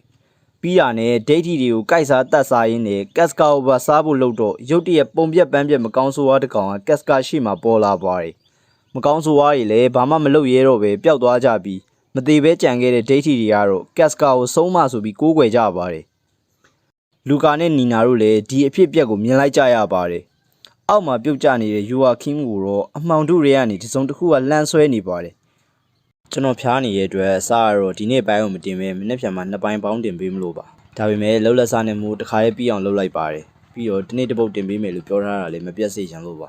ဟော်လီစီတပ်ဖွဲ့ဝင်တွေကဖမ်းမိသမျှရှာတွေ့သမျှဒိတ်ထီတွေကိုထုံးစံအတိုင်းတိုင်မှာမီးရှို့တက်ဖို့လုပ်နေပါတယ်ကလေးတယောက်ကိုပါဒိတ်ထီရဲ့သားဖြစ်နေတာကြောင့်မင်းလည်းဒိတ်ထီပဲဆိုပြီးတက်ဖို့လုပ်နေလို့ဆာဘီကိုကဝင်ထားလိုက်ပါတယ်သူ့အဖေကိုဖမ်းတော့ဒီအကြောင်းကိုသေချာစုံစမ်းပြီးကလေးမှာပြစ်မရှိဘူးဆိုပြီးဆာဘီကိုကပြောလိုက်ပါတယ်ကိစ္စတွေပြီးသွားတဲ့ခါမှာတော့တယောက်တည်းထိုင်နေတဲ့ဆာဘီကိုရဲ့အနားကိုဂျရုံးကရောက်လာပြီးမင်းကဘယ်ဆိုးလို့လဲစောစောကလေးကိုကယ်လိုက်တာသူရဲကောင်းဆန်တဲ့ပြုတ်မှုပဲငါသဘောကျတယ်လို့ချီးကျူးလိုက်တော့အဲ့ဒါကိုကြီးကိုရာကိစ္စကြောင့်ပါကျွန်တော်အမေလည်းလွန်ခဲ့တဲ့3နှစ်ကကျွန်တော်မျက်စိရှိမှရင်ဒိတ်ထီဆိုပြီးတိုင်မှာမီးရှို့တက်ခံခဲ့ရတယ်ကျွန်တော်နဲ့အဲ့ကလေးနဲ့အဖြစ်တူနေလို့ပါလို့ပြောရင်ထွက်သွားပါတယ်ညအချိန်မှာဖန်နီစ်ကတော့အိတ်မပြောပဲမီလင်းဘူကြီးကိုထိုင်ငင်းနဲ့အတိတ်ကိုတွေးမိနေပါတယ်ကလေးရွယ်ကလေးဟာဒိတ်ထီတွေကိုမီးရှို့တက်ဖူးခဲ့တာဖြစ်ပြီးအကြောင်းရင်းကိုတော့နောက်ပိုင်းနေကြရင်သိရပါလိမ့်မယ်သူ့အတိတ်ကိုသူပြန်တွေးနေကိုအပြစ်ရှိသလိုခံစားနေရပါတယ်အဲ့ဘေးကလူရောဟုတ်လားမမောတတ်ဘူးလားမသိဘူးနောက်ဆုံးတော့ခမောက်မှီပြီလို့ပြောရင်းနဲ့ gas နောက်ကိုဆက်လိုက်လာနေပါတယ်အရင်ပိုင်းမှာ gas ကာကိုဒိတ်ထီတွေကစုံမလို့တတ်မှတ်ကိုးကွယ်ကြပြီးအခုလဲလက်ဆောင်ပစ္စည်းတွေယတနာတွေလာပေးနေပါတယ်လူကာကအတင်းညင်းပြီးရှင်တို့ကဒုက္ခရောက်အောင်လုပ်နေတယ်လို့ပဲဒါတွေမယူပြရစေနဲ့ပြီးတော့နေကင်းကြောင်တော်ပြီးသူများတွေဝိုင်းကြည့်နေကြပြီအာယုံစိုက်မခံချင်ဘူးပြန်ကြပါတော့ဆိုပြီးအတင်းပြန်လွှတ်နေရပါတယ်နီနာကတော့လှုပ်ချင်တာလှုပ်ပြီးအခုမှအရန်ကြောက်နေပါတယ်မာကြီးလူကာဘယ်လိုလုပ်ကြမလဲဒီတိုင်းဆိုရင်ကျမကိုဒိတ်ထီမှန်သတိထားမိကြတော့မယ်တိုင်ခံရလိမ့်မယ်ထင်တယ်အတိုင်မခံရရင်တော့ဟိုကောင်လေးရဲ့အလောင်းကိုရှာတွေ့သွားရင်ကျမကိုတန်တရားဝင်ကြမှာပဲကျမဒုက္ခရောက်တော့မယ်မသေးချင်သေးဘူးဆိုပြီးဇွတ်တွေကြောက်လန့်နေပါတယ်လူကာနှစ်သိမ့်ပေးနေပြီမရပါဘူးမာကြီးလူကာစွန့်ပစ်လိုက်ရအောင်ကျမတို့အီလိုင်းကိုပါစွန့်ပစ်လိုက်ကြရအောင်လို့ပြောတော့လူကာနီနာနင်ထပ်ပြောရင်ပြောကြည့်စမ်းဆိုပြီးရိုက်ဖို့ရွေလိုက်ပါတယ်ငါဘသူ့ကိုမှမစွန့်ပစ်နိုင်ဘူးအီလိုင်းကိုရောနင်းကိုရောမစွန့်ပစ်နိုင်ဘူးလူကာအဲ့လိုပြောနေတဲ့အချိန်မှာကောင်မလေးတယောက်ရောက်လာပြီးဒုက္ခရောက်ပြီးမကြီးလူကာပက်ကိုဒိတ်ထီဆိုပြီးဖမ်းသွားကြပြီလို့လာပြောပါတယ်လူတွေလည်းဘယ်သူမှဝန်မတားရဲပဲနဲ့ကလေးမလေးဖမ်းခံရတာကိုဒီတိုင်းကြည့်နေရပါတယ်ကျမဒိတ်ထီမဟုတ်ပါဘူးလွတ်ပေးပါကျမကြောက်လို့ပါဖះသခင်ကဲတော်မူပါဆိုပြီးကလေးမလေးကယုံတော့ဒုက္ခရောက်ခါမှာဖះကိုတမနေနဲ့ဆိုပြီးကြာပွတ်နဲ့ရိုက်ပါတယ်အဲ့ဒီချိန်မှာလူကာရောက်လာပြီးဝင်ကာပေးထားလိုက်ပါတယ်မင်းဝင်ရှုံးရင်မင်းကိုပါဖမ်းရလိမ့်မယ်သူရဲကောင်းကိုမလုံနဲ့ဆိုပြီးလူကာကိုပါတင်းကျုပ်ရိုက်တော့မဲ့ချိန်မှာပဲတန်လက်တစ်ဖက်ကကြာပုတ်ကိုဝင်ဖမ်းပြီးဆောင့်ဆွဲလိုက်ပါတယ်ရာဆဘဲကောင်လဲကွာဆိုပြီးဖျဲနေတန်လန် gas ကိုမြင်သွားတာနဲ့အနဲ့အောင်ဓာသမားပဲဆိုပြီးလန့်သွားပါတယ်ဒါပေမဲ့ဟန်မပြတ်အောင်ထိန်းလိုက်ရင်ဖះသခင်ရဲ့ကျေးဇူးကြောင့်မင်းငါရှိကိုရောက်လာတာပဲဒီတခါတော့မင်းကိုမလွတ်အောင်ဖမ်းမယ်ဆိုပြီးပြောနေတော့စကားမဆုံးခင်မှာပဲ gas ကစောက်ခွက်ကိုလက်နဲ့ဖမ်းဆွဲလိုက်ပြီးသူတို့ပြောပုံရဆိုရင်မင်းကဆုံးလိုက်တာကိုဥဆောင်နေတဲ့ကောင်ထင်တယ်ဖြေစမ်းမင်းတို့ဖမ်းသွားတဲ့အထဲမှာရင်ဘတ်မှာအမှတ်သားနဲ့မိန်းမတယောက်ပါလာလို့ gas ကမေးလိုက်တော့အီလင်းကိုလိုက်ရှာနေမှလူကာသတိထားမိသွားပါတယ်မသိပါဘူးခမရလူကြောက်ကြောက်နဲ့ပြန်ဖြေနေတော့မှအခြားစစ်သားတယောက်ကအလစ်ဝင်ချတာကြောင့်လူရောမြင်ရောနှစ်ပိုင်းဖြတ်ပေးလိုက်ပါတယ်အီရှီဒိုရိုကလက်ထိတ်ကိုဖြုတ်ပေးဖို့အတွက်တော့ယူပြီးလူကာကိုဖွင့်ကြောင်ရင်းနဲ့ဝင်ကယ်ပေးလိုက်ပါတယ်ပက်ကပါထွက်လာပြီးသူ့ကိုယ်သူမိတ်ဆက်နေပါသေးတယ်ဒါအောင်မြင့်မြတ်နေမိတဲ့လားမေလူတွေဒါတော့စောက်ကြက်တီတုံးနေတဲ့နေရာကိုများလို့ပြောရင်းနဲ့ gas ကသူ့စီဝင်လာတဲ့စစ်သားအချို့ကောင်းကောင်းကြီးပိုင်းပေးလိုက်တာကြောင့်အားလုံးအံ့ဩနေပါတယ်ကျန်တဲ့ကောင်တွေကတော့ဆက်မချရဲတော့ဘဲနဲ့ထွက်ပြေးတက်ဆုပ်သွားကြပါတယ်ဒီအောက်ခြေကစောက်ဘောကောင်တွေကိုမင်းနေလို့ဘာမှထူးမှမဟုတ်ဘူးငါကိုယ်တိုင်အဲ့နေရာကိုသွားရှာမယ်လို့ gas ကပြောနေတော့မှလူကာရှင်အမှတ်သားနဲ့မိန်းမကိုရှာနေရလားလို့မေးလိုက်ပါတယ်နင်သိနေရလားသူ့ကိုသိလားလို့ gas ကမေးတော့ကျမတို့ရဲ့အီလိန်မှာလည်းရှင့်လေဘေးကအမှတ်သားလိုမျိုးရှိရလို့လူကာပြောလိုက်ပါတယ်ပြောပြပါငါ့ကိုပြောပြ gas ကဘယ်မှာလဲဆိုပြီး gas ကဇွတ်မေးပါတယ်မကြီးလူကာနောက်ကျလိုက်တာဘာများဖြစ်နေလဲမသိဘူးမကြီးလူကာသာဖမ်းခံရရင်သူနဲ့အပေါင်းဖော်ဖြစ်တဲ့ငါစီကိုလည်းဒိတ်ထီဖမ်းသမားတွေကလာရှာမှာပဲငါထွက်ပြေးရမယ်နေအောင်အီလိန်ကိုလည်းထားခဲ့လို့မဖြစ်ပြန်ဘူးသူတို့အီလိန်ကိုဖမ်းသွားလိမ့်မယ်မကြီးလူကာမစွန့်ပြစ်ရဘူးလို့မှားထားတာပဲဆိုပြီး gas ကာကိုပါခေါ်ထွက်သွားပါတယ်လူကာကတော့ gas ကိုအီလိန်ရှိရာတနည်းအားဖြင့် gas ကာရှိရာသူတို့တဲစီကိုခေါ်လာပါတယ် gas ကာတော့မတွေ့ရတာကြာပြီဖြစ်တဲ့ gas ကာရဲ့ပုံရိပ်တွေကိုခေါင်းထဲမှာမြင်အောင်ကြည့်နေမိပါတယ် လူကာတို့ရဲ့တဲစီကိုရောက်ပြီးအထဲကိုဝင်ကြည့်လိုက်ချိန်မှာဘယ်သူမှမရှိနေတော့ပါဘူးခြေရလက်ရမပြဲရုံရင်းဆန်ခတ်ဖြစ်နေတဲ့ပုံစံလည်းမရှိတာတကြောင်နီနာရဲ့ပစ္စည်းတွေပျောက်နေတာတကြောင်ကြောင့်နီနာကိုယ့်သဘောနဲ့ကိုထွက်ပြေးသွားတယ်ဆိုတော့တွေးမိသွားပါတယ်ကတ်စကတော့ကတ်စကာကိုပို့ပြီးစိတ်ပူနေမိပါပြီထွက်ပြေးလာတဲ့နီနာနဲ့ကတ်စကာတို့နှစ်ယောက်ဟာဒိဋ္ဌိလူအုပ်ကြီးတစ်ခုကိုတွေ့လိုက်ရပါတယ်ထိတ်ဆုံးကဘိုးတော်ဟာရှေ့ထွက်လာပြီးကျွန်တော်မျိုးတို့အရှင်မကိုလာပင့်တာပါလို့ကတ်စကာကိုကြည့်ရင်ပြောလိုက်ပါတယ်ကတ်စကာကိုတဲမှာမတွေ့တာကြောင့်လူခွဲရှာနေကြပါပြီအီရှီဒိုရိုကကတ်စကာကိုမမြင်ဘူးပေမဲ့နတ်တငယ်မလေးကတော့ဂတ်ရဲ့စိတ်ကိုဖက်ကြည့်ရင်ကတ်စကာရဲ့ပုံရိပ်ကိုအတွေးရည်ထဲမှာမြင်ဘူးပါတယ်ဖန်နစ်လိုတယူတန်အမြင်ကျင်းနေတဲ့သူတွေအတွက်နတ်တငယ်ကိုမမြင်ရပေမဲ့ဒီမှာရှိတဲ့လူတွေအကုန်လုံးကတော့သူ့ကိုမြင်နေရလို့နတ်တငယ်လေးတောင်အံ့ဩပြီးဒီနေရာထူးဆန်းလိုက်တာလို့တွေးနေမိပါတယ်Albion ဒုက္ခသည်စခန်းမှာရှိနေတဲ့လူတိုင်းရဲ့ကြောက်ရွံ့တဲ့မျက်လုံးတွေကိုအကဲခတ်မိတဲ့အီရှီဒိုရိုကစောက်ကြီးအကျယ်ကြီးအော်ပြောပါတော့တယ်ဒီအကောင်တွေကစုံးနေဒိဋ္ဌိတွေနဲ့တအားကြောက်နေကြတာပဲချီးတုပ်တွေခူရှန်နေစီကနေထွက်ပြေးလာတာဖြစ်တဲ့ပေမဲ့ဓမ္မအချင်းချင်းကိုထက်ကြောက်နေကြရပြန်တယ်ရေတိမ်နစ်နေတဲ့ကောင်တွေပဲဒီလိုအချိန်မျိုးကတကယ်ဆိုရင်ယောက်ျားသားတယောက်တိုးတက်လာဖို့အတွက်မဟာအခွင့်အရေးကြီးပဲကွာဓာတ်တစ်ချောင်းနဲ့တင်စွမ်းဆောင်လို့ရတယ်ဆိုပြီးတကောင်နဲ့စောက်ဖင်ကောင်းကျယ်နေတော့မှာပဲလူအုပ်ကြီးကပက်တီစီးထားတဲ့မိန်းမတယောက်ကိုဖမ်းခေါ်သွားတာမြင်လိုက်ရတော့မတင်ကားတာကြောင့်နောက်ကနေတိတ်တိတ်လေးလိုက်ချောင်းပါတယ်နေစာတူကဒိဋ္ဌိတွေကိုမိရှို့နေတဲ့ဖန်နီစီကိုတော့စစ်သားတယောက်နဲ့အရက်သားတယောက်ရောက်လာပြီးဒိဋ္ဌိတွေရဲ့ပုံးခူရနေရာကိုသတင်းရထားပါတယ်တက်မှုသူကဒိဋ္ဌိတွေရဲ့ဖျားယောင်းသွေးဆောင်ခံရပြီးအဲ့ဒီကနေလွတ်လာတဲ့သူပါသူ့ဖော်ပြချက်နဲ့နေရာကိုပြောပြပုံရတော့အမှန်ကိုပြောနေတဲ့ပုံမှာပဲလို့ပြောလိုက်ပါတယ်အခြားစစ်သားတယောက်ကလည်းထက်အစီရင်ခံစရာနောက်တစ်ခုရှိပါသေးတယ်တက်မှုကျွန်တော်တို့ရဲ့စစ်သားချို့ဓာတ်ကြီးကင်ထားတဲ့ဝေယုံနဲ့လူတယောက်တိုက်ခိုက်တာကိုခံခဲ့ရပါတယ်လို့ပြောတော့ဂတ်စီရဲ့လက်ချက်ဆိုတော့ဖန်နစ်တို့ချက်ချင်းသိသွားပါတယ်လောလောဆယ်တော့ဒိဋ္ဌိတွေရဲ့ပုံးခွေရနေရာကိုပဲခြိတက်မယ်မင်းငါတို့ကိုလမ်းပြပေးပါဦးတပ်ဖွဲ့အားလုံးကဆင်သစ်ပြင်ထားကြဆိုပြီးဖန်နစ်ကအမိန့်ပေးလိုက်ပါတယ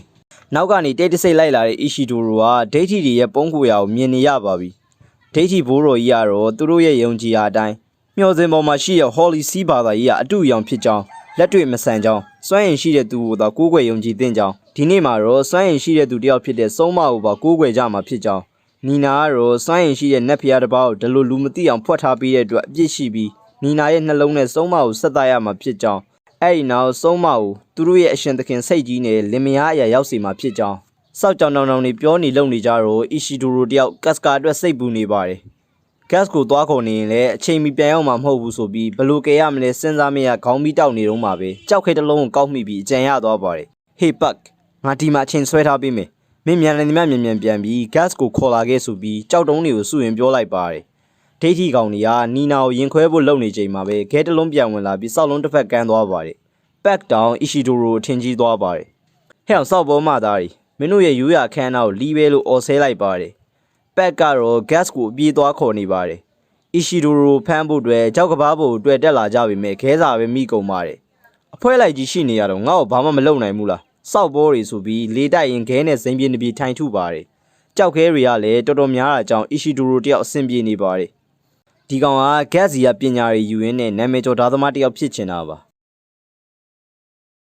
နီနာကတော့ဒီအချိန်ကိုခွင့်ကောင်းယူပြီးပြေးဖို့အတွက်အီလိန်ကိုလာခေါ်ပေမဲ့အီလိန်ရင်ဘက်ကအမာရွက်ကသွေးထွက်ပြီးနာနေပါတယ်ညအချိန်ရောက်ပြီဖြစ်လို့ဝိညာဉ်ကောင်တွေကအများကြီးထွက်လာပြီးအကုန်လုံးလဲလန့်နေကြပါတယ်ယိုအာခိမရဲ့လမ်းပြမှုနဲ့အတူဟော်လီစီအဖွဲ့တွေကဒိဋ္ဌိပုံးခွေရနေရာစီကိုရောက်လာပြီးအကုန်လုံးဖမ်းဖို့အတွက်အထဲအထိချီတက်လာနေပါတယ်အထဲကိုရောက်တဲ့အခါမှာတော့သူတို့ထင်ထားသလိုမဟုတ်ပဲထွက်ပြေးလာတဲ့ဒိဋ္ဌိအနှဲငယ်နဲ့နောက်ကလိုက်နေတဲ့မကောင်းဆိုးဝါးတွေကိုတွေ့လိုက်ရပါတယ်ကျွန်တော်ရဲ့ဗီဒီယိုတွေကိုသဘောကျတယ်ဆိုရင် channel ကို subscribe လုပ်ပေးသွားကြပါဦးအထဲကိုရောက်တဲ့အခါမှာတော့သူတို့ထင်ထားသလိုမဟုတ်ပဲထွက်ပြေးလာတဲ့ဒိဋ္ဌိအနှဲငယ်နဲ့နောက်ကလိုက်နေတဲ့မကောင်းဆိုးဝါးတွေကိုတွေ့လိုက်ရပါတယ်မကောင်းဆိုးဝါးတွေကဒိဋ္ဌိတွေကိုစစ်သားတွေကိုပါတိုက်ခိုက်ပြီးကြိုက်ဖြတ်စားတောက်နေကြတာကြောင့်အားလုံးကလန့်နေကြောင်နေတဲ့အချိန် Fannis ပါအစားခံရတော့မယ့်ချိန်မှာအေဇန်ကဝင်ခဲ့လိုက်ပါတယ် Holy Series ကတော့မကောင်းဆိုးဝါးရှိတာကိုမယုံကြည်တာကြောင့်ဒိဋ္ဌိတွေပွဲထဲမှာဆေးသုံးလွန်ပြီးတော့တားရဲတစ်ပိုင်းလူတစ်ပိုင်းပြောင်းသွားတာလို့ထင်နေကြပါတယ်အီရှီဒိုရိုလည်းဒိဋ္ဌိတွေမကပဲမကောင်းဆိုးဝါးတွေကိုပါခဲနဲ့ထုနေရပါပြီအဲ့အချိန်နီနာနဲ့ကတ်စကာရိုစီကိုမကောင်းဆိုးဝါးကောင်ကတ်နေတာမြင်တော့အီရှီဒိုရိုကအောက်ဆင်းပြီးခေါင်းကိုခဲနဲ့ထုခွဲပေးလိုက်ပါတယ်ဟော်လီစီစစ်တပ်တွေရှိနေတာကြောင့်လျှို့ဝှက်အပေါက်ကနေထွက်ဖို့လုပ်ပေမဲ့စိတ်ကြိုတွေကတစ်နေပါတယ်ချက်ချင်းပဲအမှောင်တုတွေကတစုံတစ်ခုကစိတ်မသားကိုအချွန်းနဲ့ထိုးပေးလိုက်တာမကောင်းဆိုးဝါးကြီးဖြစ်သွားပါတယ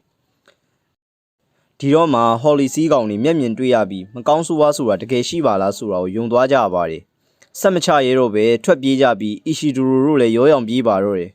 ကန်ဆိုရာအီလိန်တယောက်လဲကျပြီးကြံနေခဲ့ပါတယ်ဒိတ်ထီတွေအပြင်ထွက်ပြေးလာရင်စောင့်ဖမ်းဖို့ကြံခဲ့တဲ့ဂျရုံးတို့ဖွဲ့ဟာအလင်းတန်းလေးတစ်ခုဖြတ်သွားတာကြောင့်ဘာလဲဟာဆိုပြီးဖြစ်နေတော့မှဂတ်ကပါဘက်မန်အထာနဲ့ဝုန်းကနေပြေးဝင်ဖြတ်သွားပါတယ်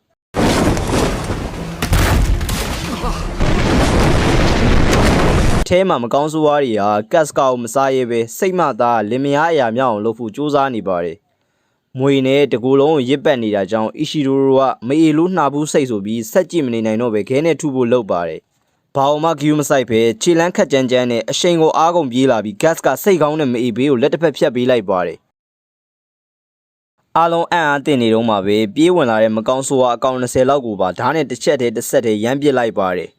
်သူတို့နှစ်ယောက်အတွက်တော့နှစ်အကြာမှပထမဆုံးပြန်တွေ့ရတဲ့အခိုက်အတန့်ပါမကောင်းဆိုးဝါးတွေနဲ့ဟော်လီစီစတီတွေရဲ့ဂျားထဲမှာတက်လာတဲ့ကောင်မှန်သမျှကိုခုတ်ဖို့အသည့်အနေထားနဲ့နေလိုက်ပါတယ်အနဲ့ရောင်သားသမားကဘာလို့ဒီကိုရောက်နေရတာလဲဆိုပြီးအားလုံးကလည်းအံ့ဩနေကြပါတယ်ဂတ်ကဒီကနေထွက်ကြမယ်အီရှီဒိုရိုသူတို့နှစ်ယောက်ကိုအပြင်ရောက်အောင်ခေါ်သွားတော့လို့ပြောတော့ဟုတ်ပြီစိတ်ချအနောက်မှာပြေးပေါက်တွေ့ထားတယ်ခမကျုပ်ပေါ်အကျွေးတင်သွားပြီနော်လို့အီရှီဒိုရိုကလည်းပြန်ပြောလိုက်ပါတယ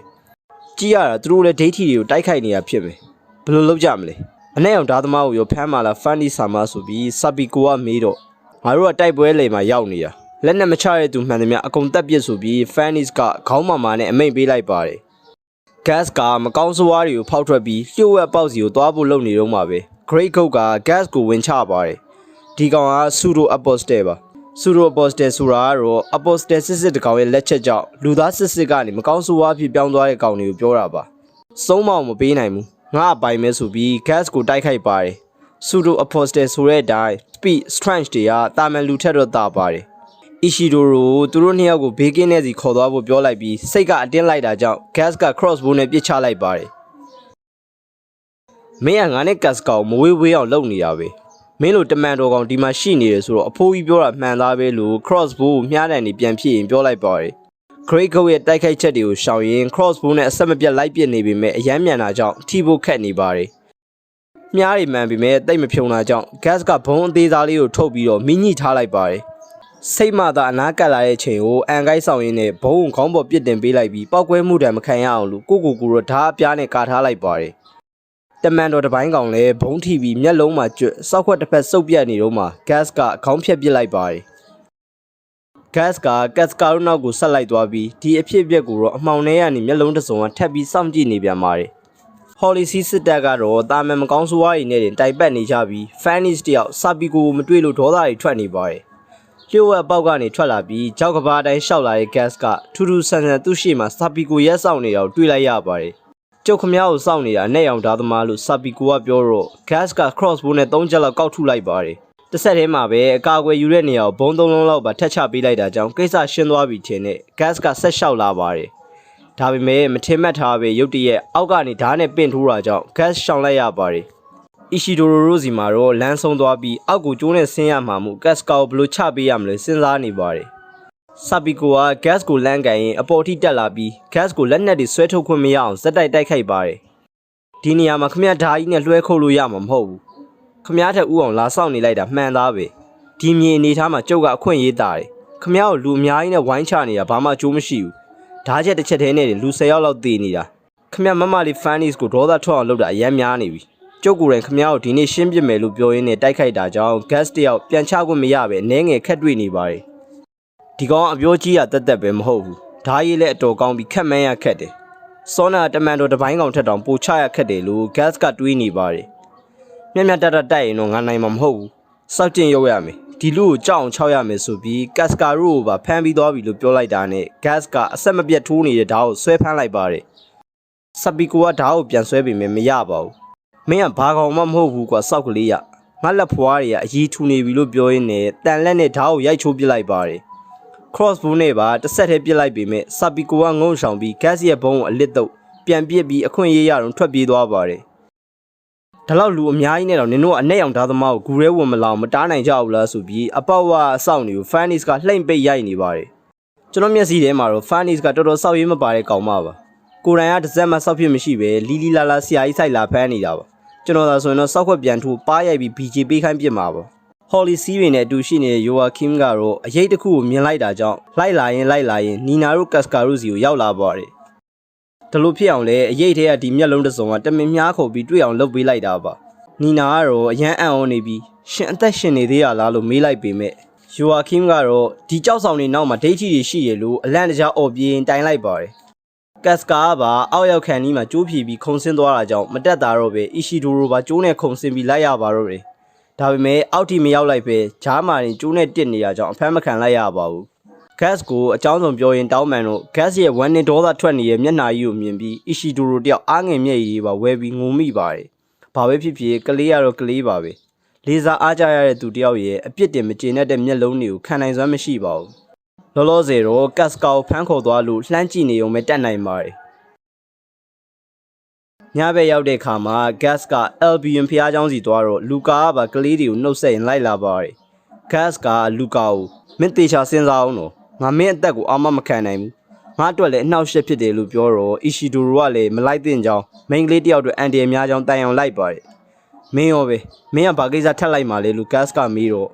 ကျုပ်เจ้าနဲ့ကျုပ်ပါလို့အီရှီဒိုရိုကပြန်ပြောလိုက်ပါတယ်။အတွေ့အထဲမှာတော့ငါအမားအတွက်ငါပြန်လုပ်ပေးရမယ်ဆိုပြီးအပြစ်ကြေအောင်စွမ်းဆောင်ပေးခြင်းနေပါတယ်။ကျမလည်းကလေးနှစ်ယောက်အတွက်စိတ်ပူတတ်တယ်။ပြီးတော့ကျမပိုင်ရှင်းအတွက်လည်းအထောက်အကူဖြစ်စေရပါမယ်လို့လူကာကပြောတော့လှုပ်ချင်တယ်လို့သာလှုပ်ဆိုပြီး Gas ကဂီယူမဆိုင်တဲ့ပုံစံနဲ့ပြောလိုက်ပါတယ်။ကြံခဲ့တဲ့ကောင်မလေးတွေကတော့လူကာကိုစိတ်ပူနေပြီးအန်ဒီကင်းပြန်လာနိုင်ဖို့ဆူတောင်းပေးနေကြပါတယ်။ Gas တို့ဥတီပြေးသွားနေတဲ့ဖះเจ้าရဲ့ထိတ်ဆုံးမှာတော့အရေးတစ်ခုက Holy See တစိမ့်တော်ပေါ်မှာမိမ့်ကြီးထိုင်နေပါတယ်။ပတ်ကလည်းနီနာနဲ့ Gas ကာတို့ရဲ့တီနီယာကိုရှေ့ရသွားပြီးလိုက်ရှာနှင့်နေပါတယ်။နီနာကတော့ကဲပါဦးမာကြီးလူကာရေဆိုပြီးအကြောက်လွန်နေပါတယ်။ကြောက်နေရကနေအနားမှာရှိတဲ့အီလိန်ကိုအပြစ်မြင်လာပါတယ်။အီလိန်ကိုတွန်းချလိုက်ပြီးအားလုံးကနင်းကြောက်ကြီးပဲ။နင်ငါ့ဘွားတွေကိုရောက်လာကြတဲ့ကောင်းတာဘာတစ်ခုမှကိုမဖြစ်လာဘူး။မကောင်းတာတွေကြီးပဲ။ငါနင်းကိုစောက်ရှောက်ပေးခဲ့တော့ဘာလို့ဒီလိုတွေဖြစ်လာရတာလဲ။ငါကြောင့်မှအမြဲတမ်းဘာလို့ဒီလိုတွေဖြစ်နေရတာလဲဆိုပြီးပြောလဲပြောငိုလဲငိုရင်းနဲ့တခါစိတ်ပြေသွားပြီးအီလိန်ကိုဖက်လိုက်ပြန်ပါတယ်။တောင်းပန်ပါတယ်အီလိန်စောစောငါပြောခဲ့တာကြီးစိတ်ထဲမှာမပါပါဘူးဟာဆိုပြီးပြန်တောင်းပန်ပြန်ပါတယ်။မိမသားလည်းဖြစ်ကလေးလည်းဖြစ်တာကြောင့်နီနာတယောက်ကြောက်စိတ်လွန်ပြီးအပြစ်တင်မိနေတာပါ။အဲ့ဒီချိန်မှာပဲမော့ဂတ်ရဲ့နောက်လိုက်နှစ်ကောင်ရောက်လာပြီးမင်းတို့နှစ်ယောက်တည်းတယောက်လိုက်ခဲ့ဘသူဖြစ်ဖြစ်ရတယ်ဆိုပြီးခေါ်လိုက်ပါတယ်ဘသူမှမထွက်လာတော့နင်လာခဲ့ဆိုပြီးကတ်စကာကိုခေါ်လိုက်ပါတယ်အဲ့မှာပဲရုတ်တရက်နင်နေခဲ့တော့ဟိုတယောက်လိုက်ခဲ့နင်းငယ်ချင်းကိုဖမ်းခေါ်သွားတာတောင်နည်းနည်းလေးမှကူညီဖို့မကြိုးစားခဲ့ဘူးနင်ကနင်းအတွက်နေမဲ့ကြည်တာနင်းလုံငကြောက်တွေကိုငါမုန်းနေဆိုပြီးနီနာကိုနှိပ်စက်ဖို့စွတ်ခေါ်သွားပါတယ်စုံစမ်းစစ်ဆေးမှုတွေရတော့မင်းတို့ထဲမှာစုံမတယောက်ရှိရလို့ငါတို့ကြားထားတယ်အခြားသူတွေအကုန်စစ်ဆေးပြီးစုံမမင်းတို့နှစ်ယောက်ထဲကတယောက်ပဲဖြစ်မယ်လို့ပြောတော့နီနာကအီလိန်ကိုသာစုံမပါဆိုပြီးပြောရင်ငါနှိပ်စက်မခံရတော့ဘူးလို့တွေးမိသွားပါတယ်ဒါပေမဲ့လူကာရဲ့စကားတန်တွေကိုပြန်ကြားရောင်လာတာကြောင့်မပြောဖို့ဆုံးဖြတ်ပြီးမာကြီးလူကာကြီးကျမကိုအမရဲ့တက်တီတွေကနည်းနည်းလောက်မျှပေးပါအောင်လို့ရည်ရွယ်ရင်နှိပ်စက်မှုကိုကြိတ်မိတ်ခံဖို့အားတင်းလိုက်ပါတယ်ဒါပေမဲ့တကားကိုဖွင့်လိုက်ပြီးအထက်ကအနှိဋ္ဌာယုံတွေကိုမြင်လိုက်ရတာနဲ့ဘာမှမပြောနိုင်မဲ့အကြာကြီးငိုင်သွားမိပါတယ်ပြီးကမှအသိစိတ်ပြန်ဝင်လာပြီးအလန့်တကြားအော်မိယုံမိပေမဲ့ဘလို့မှမရတော့ပါဘူးတနာစရာပါပဲကယ်ဖို့လာတဲ့ guest တို့ဟာဖះเจ้าခြေထိရောက်လာကြပါပြီဘာဖြစ်တာလဲအမတ်သားတထုပ်ထုပ်ခုန်နေတာပဲဧကန်ကတမန်တော်ရှိနေရလားမဟုတ်ဘူးအဲ့ဒါထက်ပိုဆိုးတဲ့အကောင်ပဲဒီနေရာမှာတခုခုတော့မှားနေပြီလို့ gas ကခံစားမိနေပါတယ်ရောက်ပါလို့ကျွန်တော်တခုအကူအညီတောင်းစရာရှိပါတယ်ကျွန်တော် YouTube channel အပြင် Facebook page ပါထောင်ထားတာကြောင့် follow လုပ်ပေးစေချင်ပါတယ် YouTube မှာပုံမှန် view ရနေပေမဲ့ Facebook မှာတော့ဘယ်သူမှမရှိတာကြောင့်ရောက်ပါလို့လာပေးကြပါဦးဗီဒီယိုတွေကိုတော့ဟိုးရင်ကလေးကတင်ခဲ့တဲ့ Avatar The Last Airbender နဲ့အခုတင်နေတဲ့ Barca ကိုပါပြန်တင်ပါအောင်မယ်ကြည့်ပြီးသားတွေဖြစ်လို့ Facebook မှာဗီဒီယိုတွေပြန်မကြည့်လဲရပါတယ်ဒါပေမဲ့ post လေးတွေတွေ့ရင်တော့ like comment တွေတခုခုလုပ်ပေးမှန်းပေးရင်ကျွန်တော်အများကြီးကူညီရရောက်ပါတယ် Albion ဖုန်းကြီးကျောင်းထဲကရုံးခန်းတစ်ခုထဲမှာတော့ Finish နဲ့ Sabico တို့ရောက်နေကြပါတယ်ကျောင်းနိုင်ဖုန်းကြီးကအမိန့်စာလေးတစ်လေးကိုကင်ပြီးဒါ Holly See ကတိုက်ရိုက်အမိန့်မဲ့တက်မှု Finish ဒိတ်ထီတွေကိုလည်းအတော်များများနှိမ်နှင်းပြီးနေပါပြီတက်မှုအတွက်အိမ်ပြန်ဖို့တာဝန်ကအနားယူဖို့အမိန့်ကြလာပါတယ်လို့ပြောတော့မဖြစ်ပါဘူးဖုန်းတော်ကြီးဒိတ်ထီအကျွင်းကြံနေကြံနေနိုင်ပါသေးတယ်ပြီးတော့ကျမတို့မရှိတော့ရင်ဘုံတော်ကြီးတို့အကာအကွယ်မဲ့သွားပါလိမ့်မယ်လို့ Furnace ကလက်မခံနိုင်မဲ့ complaint တက်ပါတယ် Holly See တစ်ဖွဲ့လုံးကိုအနားပေးတာမဟုတ်ပဲတက်မှု Furnace တယောက်တည်းကိုပဲအနားပေးတာပါကြံခဲ့တဲ့တပ်ဖွဲ့တွေကိုဒုတက်မှု A ဆန်ဆက်ပြီးဦးစီးသွားမှာပါလို့ဘုံတော်ကြီးကပြန်ရှင်းပြလိုက်ပါတယ် Furnace ကတော့မဖြစ်နိုင်ပါဘူးကျမဒီတာဝန်မစွန့်နိုင်သေးဘူးလက်မခံနိုင်ပါဘူးဆိုပြီးဆက်ပြောနေပါတယ်တက်မှု Furnace ဒ ဒီညွှန်ကြားချက်ကတင့်ခမဲတော်ဗန်ဒီမီယွန်းရဲ့ဆန္ဒအရကြလာတာပါဒါဟာမြင့်မြတ်တဲ့တာဝန်ဆိုတာမှန်ပေမဲ့ဒီလိုဆက်ဆုပ်ယွန်းရှာစရာတွေပြည့်နေတဲ့နေရာမှာတင့်ခမဲတော်ကတင့်ကိုမိမသားတယောက်အနေနဲ့ကြာကြာရှိနေစေချင်မှာမဟုတ်ပါဘူးဒီဒုက္ခတွေအတွက်ရိတ်ခါကိုလည်းဗန်ဒီမီယွန်းအိမ်တော်ကပဲအများစုထောက်ပံ့ပေးထားတာပါဒီအမိတ်ကိုမလွန်ဆန်ရဲပါဘူးနားလည်ပေးပါလို့ပြောတော့ Fannis လည်းစိတ်ဆိုးမှန်ဆိုးနဲ့ထွက်လာပါတယ်အပြင်ရောက်တဲ့အခါမှာနောက်ကလိုက်လာတဲ့စာပီကိုပါတစ်ချက်ပိတ်ရိုက်ပြီးခမဲတော်နင်ပြောလိုက်တာမက်လားငါလှုပ်ဆောင်ချက်တွေကိုငါမိသားစုစီကိုနင်သတင်းပေးနေတာမက်လားဒိဋ္ဌိတွေကိုငါဝမ်းသာအားရနဲ့လိုက်ဖမ်းနေပြီးတိုင်းမှာချီမိရှို့တက်တယ်ဆိုပြီးနင်ကရေးလိုက်မှာပေါ့ဟုတ်တယ်မက်လားငါအဖေကအိမ်တော်ရဲ့အရှင်သခင်ဆိုတော့လေနင်ဘယ်လွန်ဆန်နိုင်မှမလဲဒါပေမဲ့မမေ့နဲ့နင်ရဲ့သခင်ကငါပဲငါတယောက်တည်းပဲနင်ငါစီမှာတစ္ဆာဆိုထားပြီးဒါအောင်မမေ့နဲ့လို့သူပြောချင်တာတွေထင်ချင်တာတွေထင်သွားပြောသွားပါတယ်စပီကိုကမဟုတ်ပါဘူးသူပြန်မပြောပါဘူးဆိုပြီးညင်းနေတာလည်းနားမထောင်ပါဘူးလမ်းဆက်လျှောက်လာရင် Fannis နဲ့ Sapiko တို့နှိပ်စက်ခန်းထဲကနေပြန်လာတဲ့နီနာကိုတွေ့လိုက်ရပါတယ်။ Morgan ရဲ့နောက်လိုက်ကြဘူးကနင်းလောက်တနာစရာကောင်းတဲ့သူမျိုးငါတခါမှမတွေ့ဘူး။ငါလက်သေးခွင့်တစ်ခုတောင်ခွာလို့မပြီးခင်မှာပဲနင်းကအကုန်လုံးပြောချပစ်လိုက်တယ်။တငယ်ချင်းကိုရောင်းစားပြီးနင်းရဲ့နောက်ဆုံးညလေးကိုပျော်နေလိုက်အောင်ပေါ့လို့နီနာကိုပြောနေပါတယ်။ Fannis တို့ကနှိပ်စက်ခန်းစီမှာရှိတဲ့ Father Morgan ကိုသွားတွေ့တာဖြစ်ပြီး Morgan ကလည်း Fannis ကိုဒိဋ္ဌိပုံခုရက်ကိုဝင်စည်းနိုင်လို့တာဝန်ကျေကြောင်းစွမ်းဆောင်ရည်နဲ့ပြည်စုံကြောင်းတွေချီးမွမ်းနေပါတယ်။ပြီးတော့အစီရင်ခံချက်အရမူမမှန်နဲ့ပုံမှန်မဟုတ်တဲ့တိုက်ခိုက်မှုတွေရောကြုံရသေးတယ်ဆိုတာဟုတ်လားလို့ Morgan ကမေးတော့ဒိဋ္ဌိတွေဆေးကြောင်ကြောင်တာဖြစ်မှာပါလို့ Fannis ကပြန်ပြောလိုက်ပါတယ်။ Morgan ကတင်ပြချက်နောက်တစ်ခုရှိသေးတယ်။အနက်ရောင်ဓာတ်သမားပေါ်လာတယ်ဆိုတာရောဟုတ်လားလို့မေးပြီး Fannis ကဟုတ်မှန်ကြောင်းပြောလိုက်တော့ Morgan တစ်ခုခုစဉ်းစားတဲ့ပုံစံဖြစ်သွားပါတယ်။ဒီကောင်လည်းမူမမှန်ပါဘူး။ Morgan ရဲ့နောက်လိုက်တွေကနီနာကိုထားခဲ့ပြီးကက်စကာကိုခေါ်လာတော့အနက်ရောင်သားသမားဒီမိန်းကလေးကိုကယ်ဖို့စူးစမ်းခဲ့ကြောင်းပတ်သက်မှုကိုတော့တေချာမသိကြောင်း Fannis ကပြောလိုက်ပါတယ်။ Morgan စိတ်ဝင်စားသွားပြီးအနက်ရောင်သားသမားနဲ့ဆက်ဆက်နေတယ်ပို့လို့ပြောရင်ကက်စကာအင်းကြီးကိုဆွဲပြစ်လိုက်တာအမှတ်အသားကိုတွေ့သွားပါတယ်။ဒါဟာတေချာပေါက်ဆုံးမရဲ့အမှတ်အသားပဲ။ဒီမိန်းကလေးကိုအထူးစစ်မေးရမယ်ဆိုပြီးတန်ဆူးကျွန်းတွေအပြည့်ရှိတဲ့လှောင်ရင်ထဲကိုထည့်ဖို့လုပ်ကြပါတယ်။လှောင်ရင်ကိုလှက်လိုက်တော့ကက်စကာမတိုင်ခင်ထည့်ခံထားရတဲ့အမျိုးသမီးတစ်ယောက်ထွက်ကြလာပြီးခန္ဓာကိုယ်အနှံ့အပေါက်တွေနဲ့မသေးမရှင်ဖြစ်နေပါတယ်။သေသွားရင်တော့တော်ပါဦးမယ်။မသေးဘဲနဲ့ဆန့်ငင်ဖြစ်နေတာပါ။ဒီလိုနဲ့ကက်စကာကိုထည့်နေချိန်မှာပဲပတ်ကလေးရောက်လာပါတယ်။အထဲထည့်ပြီးပြန်ပိတ်တဲ့အချိန်တန်ကျွန်းတွေကကက်စကာရဲ့အရေးပြားကိုစထိမိနေပြီးနှထင်သားကသွေးဆက်အဟောင်းတစ်ဆက်ကရင်ဘက်ကအမှတ်သားပေါ်ကိုကျလိုက်တာနဲ့ဝုန်းကနေပောက်ကွဲထွက်ပြီးအနာအကောင်နှစ်ကောင်လွန့်ထွက်သွားပါတယ်။ကက်စကာတော့ထူးဆန်းတာတစ်ခုကိုခံစားမိပြီးကက်စကာဒုက္ခရောက်နေပြီဆိုတော့ချက်ချင်းသိလိုက်ပါတယ်။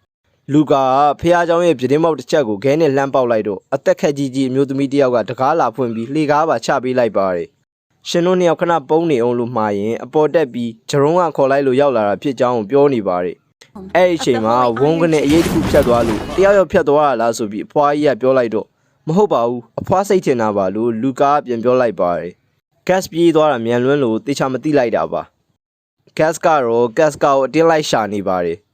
လှောင်ရင်ထဲကကက်စကာရဲ့ဘေးပတ်လေမှာမကောင်းဆိုးဝါးဝိညာဉ်တွေရှိနေပြီးမော့ဂတ်တို့ကတော့ဘာတွေဖြစ်နေမှန်းနားမလည်နိုင်ဖြစ်နေပါတယ်။ဒီအခန်းကနှိပ်စက်ခံရပြီးတည်တဲ့သူတွေအများများတာကြောင့်မကောင်းဆိုးဝါးဝိညာဉ်တွေကလည်းနေရာအနှံ့အများကြီးပေါ်လာပါတယ်။ပြီးရနဲ့အနီးနားမှာရှိတဲ့လူတိုင်းကိုမျိုးပြီးအယိုးစုပဲကြံတဲ့အထိစားပစ်ကြပါတယ်။အားလုံးထွက်ပြေးကြပြီးကက်စကာကတော့မကောင်းဆိုးဝါးတွေရဲ့အလဲမှာပိတ်မိသွားပါတယ်။ဘာတွေဖြစ်နေကြရလဲဆိုပြီးအေဇန်ကအခြေအနေကိုမေးနေတော့မှပဲတန်လက်တစ်ဖက်က Fannis ကိုဆွဲခေါ်သွားပါတယ်။ဘာမှဆက်မပြောနိုင်ခင်မှာပဲလေဘင်းကိုဓာတ်နဲ့ထောက်ထားပြီးငါမိတ်ဆွေဗမာလဲလို့မေးလိုက်ပါတယ်။မေးတာကိုမဖြေပဲ Fannis ကသူ့ပုံစံအတိုင်းစောက်စရာကြီးထားနဲ့မကြည့်ကြည့်ပြီးနင်ကအဲ့ဒီမိန်းကလေးတွေရောက်လာတာပေါ့ဒီဘာတွေပြောနေလို့အာကောင်လေးကိုဓာတ်နဲ့ထောက်ပြီးဖြေတန်းလို့တခွန်းနဲ့မေးလိုက်ပါတယ်။ဒီတော့မှ Fannis လဲကြောက်လန့်ပြီးအတန်ကတုံကရင်နဲ့အဲ့မိန်းကလေးကမြေအောက်ထက်နှိပ်စက်ခန်းနေမှာပါလို့ပြောတော့အဲ့ဒီနှိပ်စက်ခန်းကဘယ်နားမှာလဲလို့ဂတ်ကထပ်မေးလိုက်ပါတယ်မရတော့ဘူးအခုချိန်သွားရင်တော့မမီတော့ဘူးမြေအောက်ခန်းထဲမှာအဲ့ဒီဟာတွေအများကြီးပဲလို့ Fannis ကပြောတော့ငါ့ကိုအဲ့ဒီနှိပ်စက်ခန်းထဲကိုခေါ်သွားပြီးစမ်းဆိုပြီးဂတ်ကထပ်ပြောပါတယ်ဟင်းမခေါ်သွားပေးနိုင်ဘူးဘသူကအဲ့နေရာကိုထပ်သွားခြင်းမလဲလို့ Fannis ပြောနေတော့မှနေရန်ကိုလက်သီးနဲ့ထိုးခွဲပြီးစိတ်တော့မကောင်းဘူးနင်ငါ့ကိုမြန်မြန်ခေါ်သွားပေးတာကောင်းမယ်မဟုတ်ရင်ငါမင်းကိုရိုက်ချိုးမိတော့မယ်နော်လို့ပြောလိုက်တာ Fannis အာမခံရဲတော့ပါဘူးဤလဲကိုဖော်ကောင်လှုပ်လိုက်မိလို့စိတ်မကောင်းဖြစ်နေတဲ့ကိုအပြစ်တင်နေမိရဲ့နီနာတယောက်တော့အပြင်ဘက်ကနေမကောင်းဆိုးဝါးတွေလာနေပြီပြေးကြလို့ပြောတဲ့အတန်တွေကြောင့်ထိတ်လန့်ပြီးတကားဖွင့်ပေးဖို့ဇွတ်អော်နေပါတယ် အဲ့ဒီချိန်မှာရုတ်တရက်တကားပွင့်လာပြီးသူ့ကိုလာခဲ့တဲ့လူကာတို့၃ယောက်ကိုတွေ့သွားပါတယ်အီရှီဒိုရိုကအခြားဒိတ်ထီအကျဉ်းသားတွေကိုပါလွှတ်ပေးနေပြီးဂျရွန်ကလည်းသူဒိတ်ထီတွေကိုလိုက်ဖမ်းနေရတာမပြောကြောင်းဒီတာဝန်တွေကိုပြစ်ပယ်ပြီးအမျိုးသမီးတယောက်ကိုလက်ထပ်အေးအေးဆေးဆေးနဲ့နေသွားခြင်းကြောင့်လူကာကိုကြည့်ရင်ပြောလိုက်ပါတယ်အီလိန်ကိုရောကယ်ဖို့အတွက်သွားရှာကြတော့မယ့်ချိန်မှာပဲမကောင်းဆိုးဝါးကြီးတစ်ကောင်ကသူတို့ရှေ့မှာပေါ်လာပါတယ်ဂတ်တို့ရောက်လာချိန်မှာတော့မကောင်းဆိုးဝါးရိပ်ရောင်တွေမတွေ့ရတော့ပဲအယိုးစုတွေနဲ့သွေးဆောက်သွေးနာတွေပဲကြံမာတော့တယ်တန်ကောင်းစွတစ်ခုဟာရွေ့နေတာမြင်လို့ဆွဲလန်ကြည့်လိုက်တဲ့အခါမှာအကာအကွယ်ဝင်ယူနေတဲ့ပတ်ကိုတွေ့လိုက်ရပါတယ်ပတ်ကသူကတ်စကာကိုကယ်ဖို့ခိုးဝင်လာတာဖြစ်ကြောင်းကတ်စကာကိုမကောင်းဆိုးဝါးတွေဝါမြူသွားပြီဖြစ်ကြောင်းဒါပေမဲ့ထူးဆန်းတာကသူများရဲ့လိုအကြီးပြောမသွားပဲကတ်စကာအသက်ရှင်နေသေးတာကိုအာယုံခံလို့ရကြောင်းဂတ်ကိုပြောပြလိုက်ပါတယ်Fanny's က guest တယောက်တည်းစကားပြောနေရလားဆိုပြီးရှေ့တိုးရင်းကြည့်လိုက်တော့ပတ်ကိုမြင်ပြီးလန့်သွားပါတယ်။ Fanny's ရဲ့ဘာသာရေးအစွဲတွေယုံကြည်မှုတွေတဖြည်းဖြည်းရောလာတာကြောင့်ဒီလိုနဲ့တငယ်ကိုမြင်နိုင်လာတာပါ။နင်သွားချင်ရင်သွားလို့ရပြီဆိုပြီး guest ကပြောတော့ Fanny's ကတယောက်တည်းမသွားရဲတာကြောင့်ငါလဲလိုက်မယ်ဆိုပြီး guest နောက်ကိုလိုက်လာပါတယ်။မကောင်းဆိုးဝါးတွေက guest ကဝင်းရံနေပေမဲ့တယောက်မှမထိနိုင်မထိရဲကြပါဘူး။ဘာကြောင့်လဲဆိုရင်ဒီကောင်လေးကကာကွယ်ပေးထားလို့ပါ။အချို့တွေလည်းဒီကောင်လေးအကြောင်းတနည်းအားဖြင့်ဒီမွန်ချိုင်းအကြောင်းကိုသိကြပါတယ်ကျွန်တော်နောက်ကြရင်တော့တေချာထက်ရှင်းပြပါဦးမေမော်ဂတ်တို့အဖွဲ့ဟာဝတ်ပြုခန်းထဲမှာမကောင်းဆိုးဝါးတွေဝင်မလာနိုင်အောင်တားနေကြပါတယ်နောက်လိုက်တီကတကားပြက်ကြတော့မှမှုမော်ဂတ်ကိုနောက်ဆုတ်ဖို့ပြောပေမဲ့မော်ဂတ်ကဘာမှကြောက်စရာမလိုဖះသခင်ကိုတက်ဝင်ယုံကြည်ရင်အရာအလုံးကိုပုံအပ်ပေးထားရမယ်ယုံကြည်မှုအတွက်အသက်ကိုရင်းရမယ်ဆိုရင်တော့ရင်းလိုက်မယ်လာစမ်းပါဆိုပြီးကျန်းစာအုပ်ကိုကိုင် Bruce Lee ထားဖမ်းနေတော့မှထူးဆန်းတာတစ်ခုဖြစ်သွားပါတယ်အရင်အပိုင်းမှာပြောခဲ့တဲ့ Holly C တစ်စိတ်တော်ပေါ်မှာထိုင်နေရဆိုတဲ့ဥပုံစံမကောင်းဆိုးဝါးပေါ်လာပြီးအချွန်နေနဲ့ Morgan ရောသူ့နောက်လိုက်တွေကိုပါထိုးပစ်လိုက်ပါတယ် Great Goat ကိုလှုပ်တယ်လို့မျိုး Pseudo Apostle ဖြစ်ပြောင်းလိုက်တာပါဆိုတော့တေချာသွားတာဒီဥဟာ Apostle တကောင်ဖြစ်တယ်ဆိုတာပါပဲသူ့နာမည်ကတော့ Act of the Perfect World ပါဘာသာပြန်ရင်စောက်စားကြီးဖြစ်မှာမို့ဒီတိုင်းပဲထားလိုက်ပါမယ်ဂျရုံးတို့အဖွဲ့လည်းမကောင်းဆိုးဝါးလိုက်လာတာကြောင့်ဖះเจ้าရဲ့အလုံးကြုံဆုံးနေရဖြစ်တဲ့ဝစ်ပြုတ်ကန်းစီကိုအာကူတကြီးနဲ့ပြေးလာကြပါတယ်ဒါပေမဲ့ဝတ်ပြုကန်းရှိရမထင်မှတ်ထားတဲ့မြင်ကွင်းကြောင့်လန့်ဖြတ်သွားပြီးတေးရတော့မယ်လို့ထင်သွားပါတယ်။အီရှီဒိုရိုကတော့ခဲနဲ့ထုဖို့အတွက်ကြောက်တုံးပတ်မှလဲဆိုပြီးလိုက်ရှာနေပါတယ်။အဲ့ဒီအချိန်မှာမီအလင်းတိုင်းတစ်ခုပောက်ကွဲထွက်လာပြီးကတ်စကောက်ပွေ့ချီထားတဲ့မော်ဂတ်နဲ့သူ့နောက်လိုက်တွေကိုတွေးလိုက်ရပါတယ်။မီတိုင်းကြီးကမော်ဂတ်မှုတ်လိုက်တာပါ။စောစောကမကောင်းဆိုးဝါးရည်ထဲမှာကတ်စကာရှိနေပြီးဒီမွန်ချိုင်းကကတ်စကာကိုစားမခံရအောင်ကာကွယ်ပေးထားတာဖြစ်ပါတယ်။အီလိန်ကိုမြင်ရတော့လူကာရိုအန်အောနေပြီးအီရှီဒိုရိုကတော့ဟေ့မျက်နှာ၄တောင်နဲ့ကောင်အဲ့ဒီအမကိုပြန်ပေးစမ်းဆိုပြီးတောင်းလိုက်ပါတယ်မပေးနိုင်ဘူးဒီမိမမကောင်းဆိုးဝါးတွေပေါ်ထွန်းလာရတဲ့ဇစ်မြစ်ပဲဖះသခင်တို့ဒီဆုံးမကိုတိုင်မှာမီးရှို့တက်ပြရမယ်လို့မော်ဂတ်ကပြောတော့အီရှီဒိုရိုနဲ့ဂျရုံးတို့ကတိုက်ခိုက်ဖို့ဓားပြင်လိုက်ပါတယ်မော်ဂတ်ရဲ့ခွေးတကောင်ကရှေ့ထွက်လာပြီးသူ့လက်နဲ့ကြောက်တိုင်တိုင်းကိုလှမ်းဆွဲပစ်ပေါက်လိုက်ပါတယ်ရှောင်လိုက်တာကြောင့်တယောက်မှမထိခိုက်သွားကြပေမဲ့နောက်ကအုပ်ခဲပြိုပြီးလူကာပြုတ်ကျသွားတော့နီနာနဲ့ဂျရုံးတို့ဖမ်းဆွဲထားရပါတယ်မော်ဂတ်ရဲ့ခွေးရလည်းနောက်တစ်ချက်ထက်ချဖို့လုပ်နေပါပြီဒါရီကိုတော့ဖះเจ้าထိတ်ကနေအပိုစတယ်ကောင်ကကြည်နေရင်းနဲ့ရုတ်တရက်သူ့ဘေးမှာတခုခုကိုအာယုံခံပြီးလို့လှည့်လိုက်တဲ့အချိန်မှာသွေးအေးနဲ့လှမ်းကြည့်နေတဲ့ရိုးစုကြီးကိုထက်မြင်လိုက်ရပါတယ်စကားနိုင်ကြီးကလည်းဓာတ်ကိုဆွဲထုတ်ပြီးတိုက်ခိုက်ဖို့ပြင်လိုက်ပါတယ်ပတ်ကရဲ့လမ်းပြမှုနဲ့ဂတ်တယောက်အသေးအတန်ပြေးလာနေပါတယ်ပြုတ်ကျနေတဲ့လူကာကိုဖမ်းဆွဲထားရပြီးထွက်ပြေးလို့မရတာကြောင့်ဂျရုံးတို့ဖွဲ့လေဘာလို့ရမှန်းမသိဖြစ်နေပါတယ်ထုံးစံတိုင်းပဲစိတ်မမှန်တဲ့နီနာလေးလာတာတကြောင်သူမသိချင်တာတကြောင်ကြောင့်လူကာကိုလွှတ်ချလိုက်တော့မယ်လို့တွေးနေချိန်မှာပဲလူကာကဂျရုံးရီနီနာကိုဂယူးဆိုင်လိုက်ပါအောင်အားလုံးထွက်ပြေးကြတော့ဆိုပြီးဆွဲထားတဲ့လက်ကိုယုံရင်အသေးခံလိုက်ပါတယ်အဲ့ဒီချိန်မှာပဲမျောစင်တလျှောက်တစ်ချိန်တို့ပြေးဆင်းလာတဲ့အရေးနှစ်ခုနဲ့အတူမြင်းခွာတန်ကိုပါကြားလိုက်ရပြီးလူကာကိုစကားနိုက်ကကယ်ထားလိုက်ပါတယ်အရေးနှစ်ခုကတော့အပေါ်စတေကထွက်ပြေးပြီးစကားနိုက်ကနောက်ကလိုက်နေတာပါအပေါ်မှာကြံနေခဲ့တဲ့ဂျရုံးတို့အငိုက်မိပြီးကြောက်တိုင်နဲ့ပြစ်ခံလိုက်ရပေမဲ့ဂတ်အချိန်မီရောက်လာပြီးခွဲပစ်လိုက်တာကြောင့်ကန်ကောင်းသွားပါတယ်အပေါ်စတေရဲ့နောက်ကိုလိုက်ရင်ကြောက်ထဲထိရောက်လာတဲ့စကားနိုက်တို့ဟာလူသေးအလောင်းအပုပ်ပွားတွေအများကြီးကိုတွေးလိုက်ရပါတယ်ရှင်ကတင်မင်းမဟုတ်လားယင်ကျမတေးတာတေးသွားရဲ့နာကျင်မှုကိုလည်းမခံစားလိုက်ရပါလားကောင်းကင်ဘုံကိုရောက်နေတာလားဆိုပြီးလူကာစကားနိုက်ကိုတေးမင်းလို့ထင်နေပါတယ်မင်းမတေးသေးပါဘူးဒါလည်းကောင်းကင်ဘုံမဟုတ်ဘူးအခုရောက်နေတာဒီမျောစင်ရဲ့အောက်ခြေကလူသေးတွေအနားယူတဲ့နေရာပဲလို့စကားနိုက်ကပြောရင်းနင်အသက်ဆက်ရှင်ခြင်းသေးမလှုပ်နဲ့ဆိုပြီးမြင်းပေါ်မှာထားခဲ့ပါတယ်ပြီးတာနဲ့အမှောင်ထဲကိုဓာတ်နဲ့လှမ်းချင်မင်းရဲ့အတွင်ပြုံပြစမ်းလို့အပေါ်စတယ်ကိုစိန်ခေါ်လိုက်ပါတယ်အပေါ်မှာတော့မော်ဂတ်ရဲ့နောက်လိုက်ခွေးတွေကတောင်ပန်နေပါထွက်လာပြီးမင်းကကောလာဟာလာရဲ့တဲ့အနဲ့ရောင်ဓာသမားပေါ့ဟုတ်လား ဘာပဲဖြစ်ဖြစ်ငါတို့ကတော့ဒီဆုံးမကိုမပေးနိုင်ဘူးဆိုပြီးပြန်ပြေးတာကြောင့်ဒဲကနှစ်ချောင်းနဲ့ပေါက်လိုက်ပြီးမြဲတပည့်တကောင်ဝင်ကာလိုက်ပါတယ်ခုနှစ်ယောက်တယောက်ချရမှာမူ gas တယောက်သတိကြီးကြီးထားနေရပါတယ်ရုတ်တရက်တကောင်ဝင်ချတာကိုရှောင်ရင်လက်မောင်းတစ်ဖက်ကိုဖြတ်ပေးလိုက်ပါတယ်မျက်လုံးကိုလာနှိုက်ပေမဲ့သွားနဲ့ကြိုက်ဖန်ထားပြီးပြန်ချနေတော့မှလှဲပိန်းတဲ့ကောင်ကြီးကဝင်ဆောင်လိုက်ပါတယ်gas တယောက်အတော်အထိနာသွားပေမဲ့ကုံယုံထပြီးပြန်ရင်ဆိုင်ဖို့အတွက်ပြင်လိုက်ပါတယ်အကုန်လုံးကပုံပြက်ပန်းပြက်ဆူတိုအပိုစတယ်တွေဖြစ်နေကြပါပြီမင်းတို့ကောင်တွေကိုအကုန်တတ်ပြစ်မယ်ကတ်စကာကိုရအောင်ပြန်ယူမယ်ဆိုပြီးကျုံးဝါလိုက်ပါတယ်စကားနိုင်ကအပိုစတယ်ကောင်စိန်ခေါ်နေပြီးလူကာကတော့ဘာတွေဖြစ်နေရလဲနားမလည်နိုင်ပဲနည်းနည်းလန့်နေပါပြီအပိုစတယ်ကပြန်ကြတော့အသက်ရှိသေးတဲ့သူတွေပြန်ကြတော့ဒါအကျုပ်ရဲ့ဥယျာဉ်မဲလို့ပြောရင်စူးကျွန်းနေနဲ့လှမ်းထိုးဖို့လုပ်ပေမဲ့စကားနိုင်ကအကုန်ခုတ်ဖြတ်ပစ်လိုက်တာကြောင့်တော်တော်လေးနာသွားပါတယ်ပုံနေရာကနေထွက်လာပြီးလူကောင်မြ мян ဆန်ဆန်ဖမ်းခေါ်အမှောင်နဲ့ပြေးဝင်သွားပြီမဲ့စကားနိုင်ကတော့တစ်ချက်မိမိရရခုတ်လိုက်နိုင်ပါသေးတယ်လူကာကဖျောင်းနိုင်နေပြေးထွန်းထားတဲ့နေရာတစ်ခုမှနိုးလာပြီးရှေ့မှာလေကြောက်စရာရုပ်ထုကြီးတစ်ခုကိုတွေ့လိုက်ရတာကြောင့်ဒါဘာကြီးလဲဆိုပြီးတယောက်တည်းရည်ရွက်လိုက်ပါတယ်အတန်တန်ထွက်လာပြီးရုပ်ထုပဲနတ်ဆရာကြီးရဲ့ရေခွင်ရဲ့အယိုးတွေရဲ့နဲ့လှုပ်ထားတဲ့ရုပ်ထုလို့အပေါ်စတယ်ကောင်ကပြောလိုက်ပါတယ်ရှင်ကဘသူလဲလို့လူကာကမေးတော့ငါဘသူမှမဟုတ်ဘူးဘသူမှမဟုတ်ခဲ့ဘူးတလို့ဘသူမှမသိပဲအမြုပ်ခံခဲ့ရတယ်ငါကဘသူမှမသိခဲ့ရတလို့ငါ့ကိုပြောပြပေးမဲ့သူလည်းမရှိခဲ့ဘူးဒီကဘာကြီးပေါ်မှာငါနဲ့တက်ဆိုင်တဲ့နေရာမရှိဘူးဘသူမှငါ့ကိုအလိုမရှိခဲ့တလို့ဘသူမှလည်းငါ့ကိုမသိကြဘူးငါဟာညရောက်ရင်အမိုက်တွေထဲမှာရှာဖွေစားတော့ရပြီးနေ့ရောက်ရင်တော့ကျင်းထဲမှာတိတ်တိတ်လေးပုံနေခဲ့ရတယ်နောက်ပိုင်းကျတော့ငါနေတဲ့ကျင်းငါအိမ်ဟာအပေါ်မှာနေတဲ့သူတွေရဲ့တင်းချိုင်းဖြစ်လာခဲ့တယ်ကျင်းရဲ့အောက်ခြေမှာအလောင်းပုံတွေပြီးပြီးတော့ငါအမြုပ်ခံလိုက်ရတယ်ဒါလိုပြီးနေပြီးတေကန်ဒီအချိန်ငါအသိစိတ်တွေပျောက်သွားတော့သူတို့နဲ့တွေ့ခဲ့ရတယ်နတ်မင်း၅ပါးနဲ့တွေ့ခဲ့ရတယ်ဒီကဘာကြီးကပြက်သုံးခြင်းတွေနဲ့ပြည့်နေနေပြီးအခုငါဟာဒီအောက်ခြေမှာအရေးမပါပဲတေဆုံးပြောက်ွယ်သွားရတော့မှကိုတွေးမိပြီးငါအော်ဟစ်ခဲ့တယ်တေကန်ဒီငိုတန်နဲ့မွေးပီးပီးချင်းငိုတန်ကြားအော်တန်မျိုးနဲ့အော်ခဲ့တယ်နတ်မင်းတွေကအော်တန်ကိုပြန်ဖြေကြပြီးငါဆန္ဒကိုဖြည့်ဆည်းပေးတယ်ဒီကဘာကြီးကအပြစ်အနာစာတွေရမ်းများလွန်းတယ်မတရားတဲ့တေဆုံးမှုတွေအသက်ရှင်တန်ဖို့စ조사နေကြသေးတဲ့လူတွေရဲ့ပူပင်သောကနဲ့အကြောက်တရားတွေဆိုးရုံမှုတွေကိုဖုံးကွယ်ဖို့ဖန်တီးထားခဲ့တဲ့အလိမ်ညာတွေပြည့်နှက်နေတဲ့ဘာသာရေးအဖွဲ့အစည်းနဲ့ဘာသာရေးရဲ့ဖြောင်းပြတာကိုခံရပြီးတေဆုံးခြင်းကိုဆောင်ကျဉ်ပေးနေတဲ့သူတွေဒီကဘာကြီးကအကြီးတန်းနေဆိုပြီးပြောနေပါတယ်အဲ့လိုပြောနေတဲ့အပေါ်စတယ်ကောင်ရဲ့ပါဇက်ထဲမှာတော့ scarify လုပ်တဲ့အမှတ်အသားကိုတွေ့လိုက်ရပါတယ်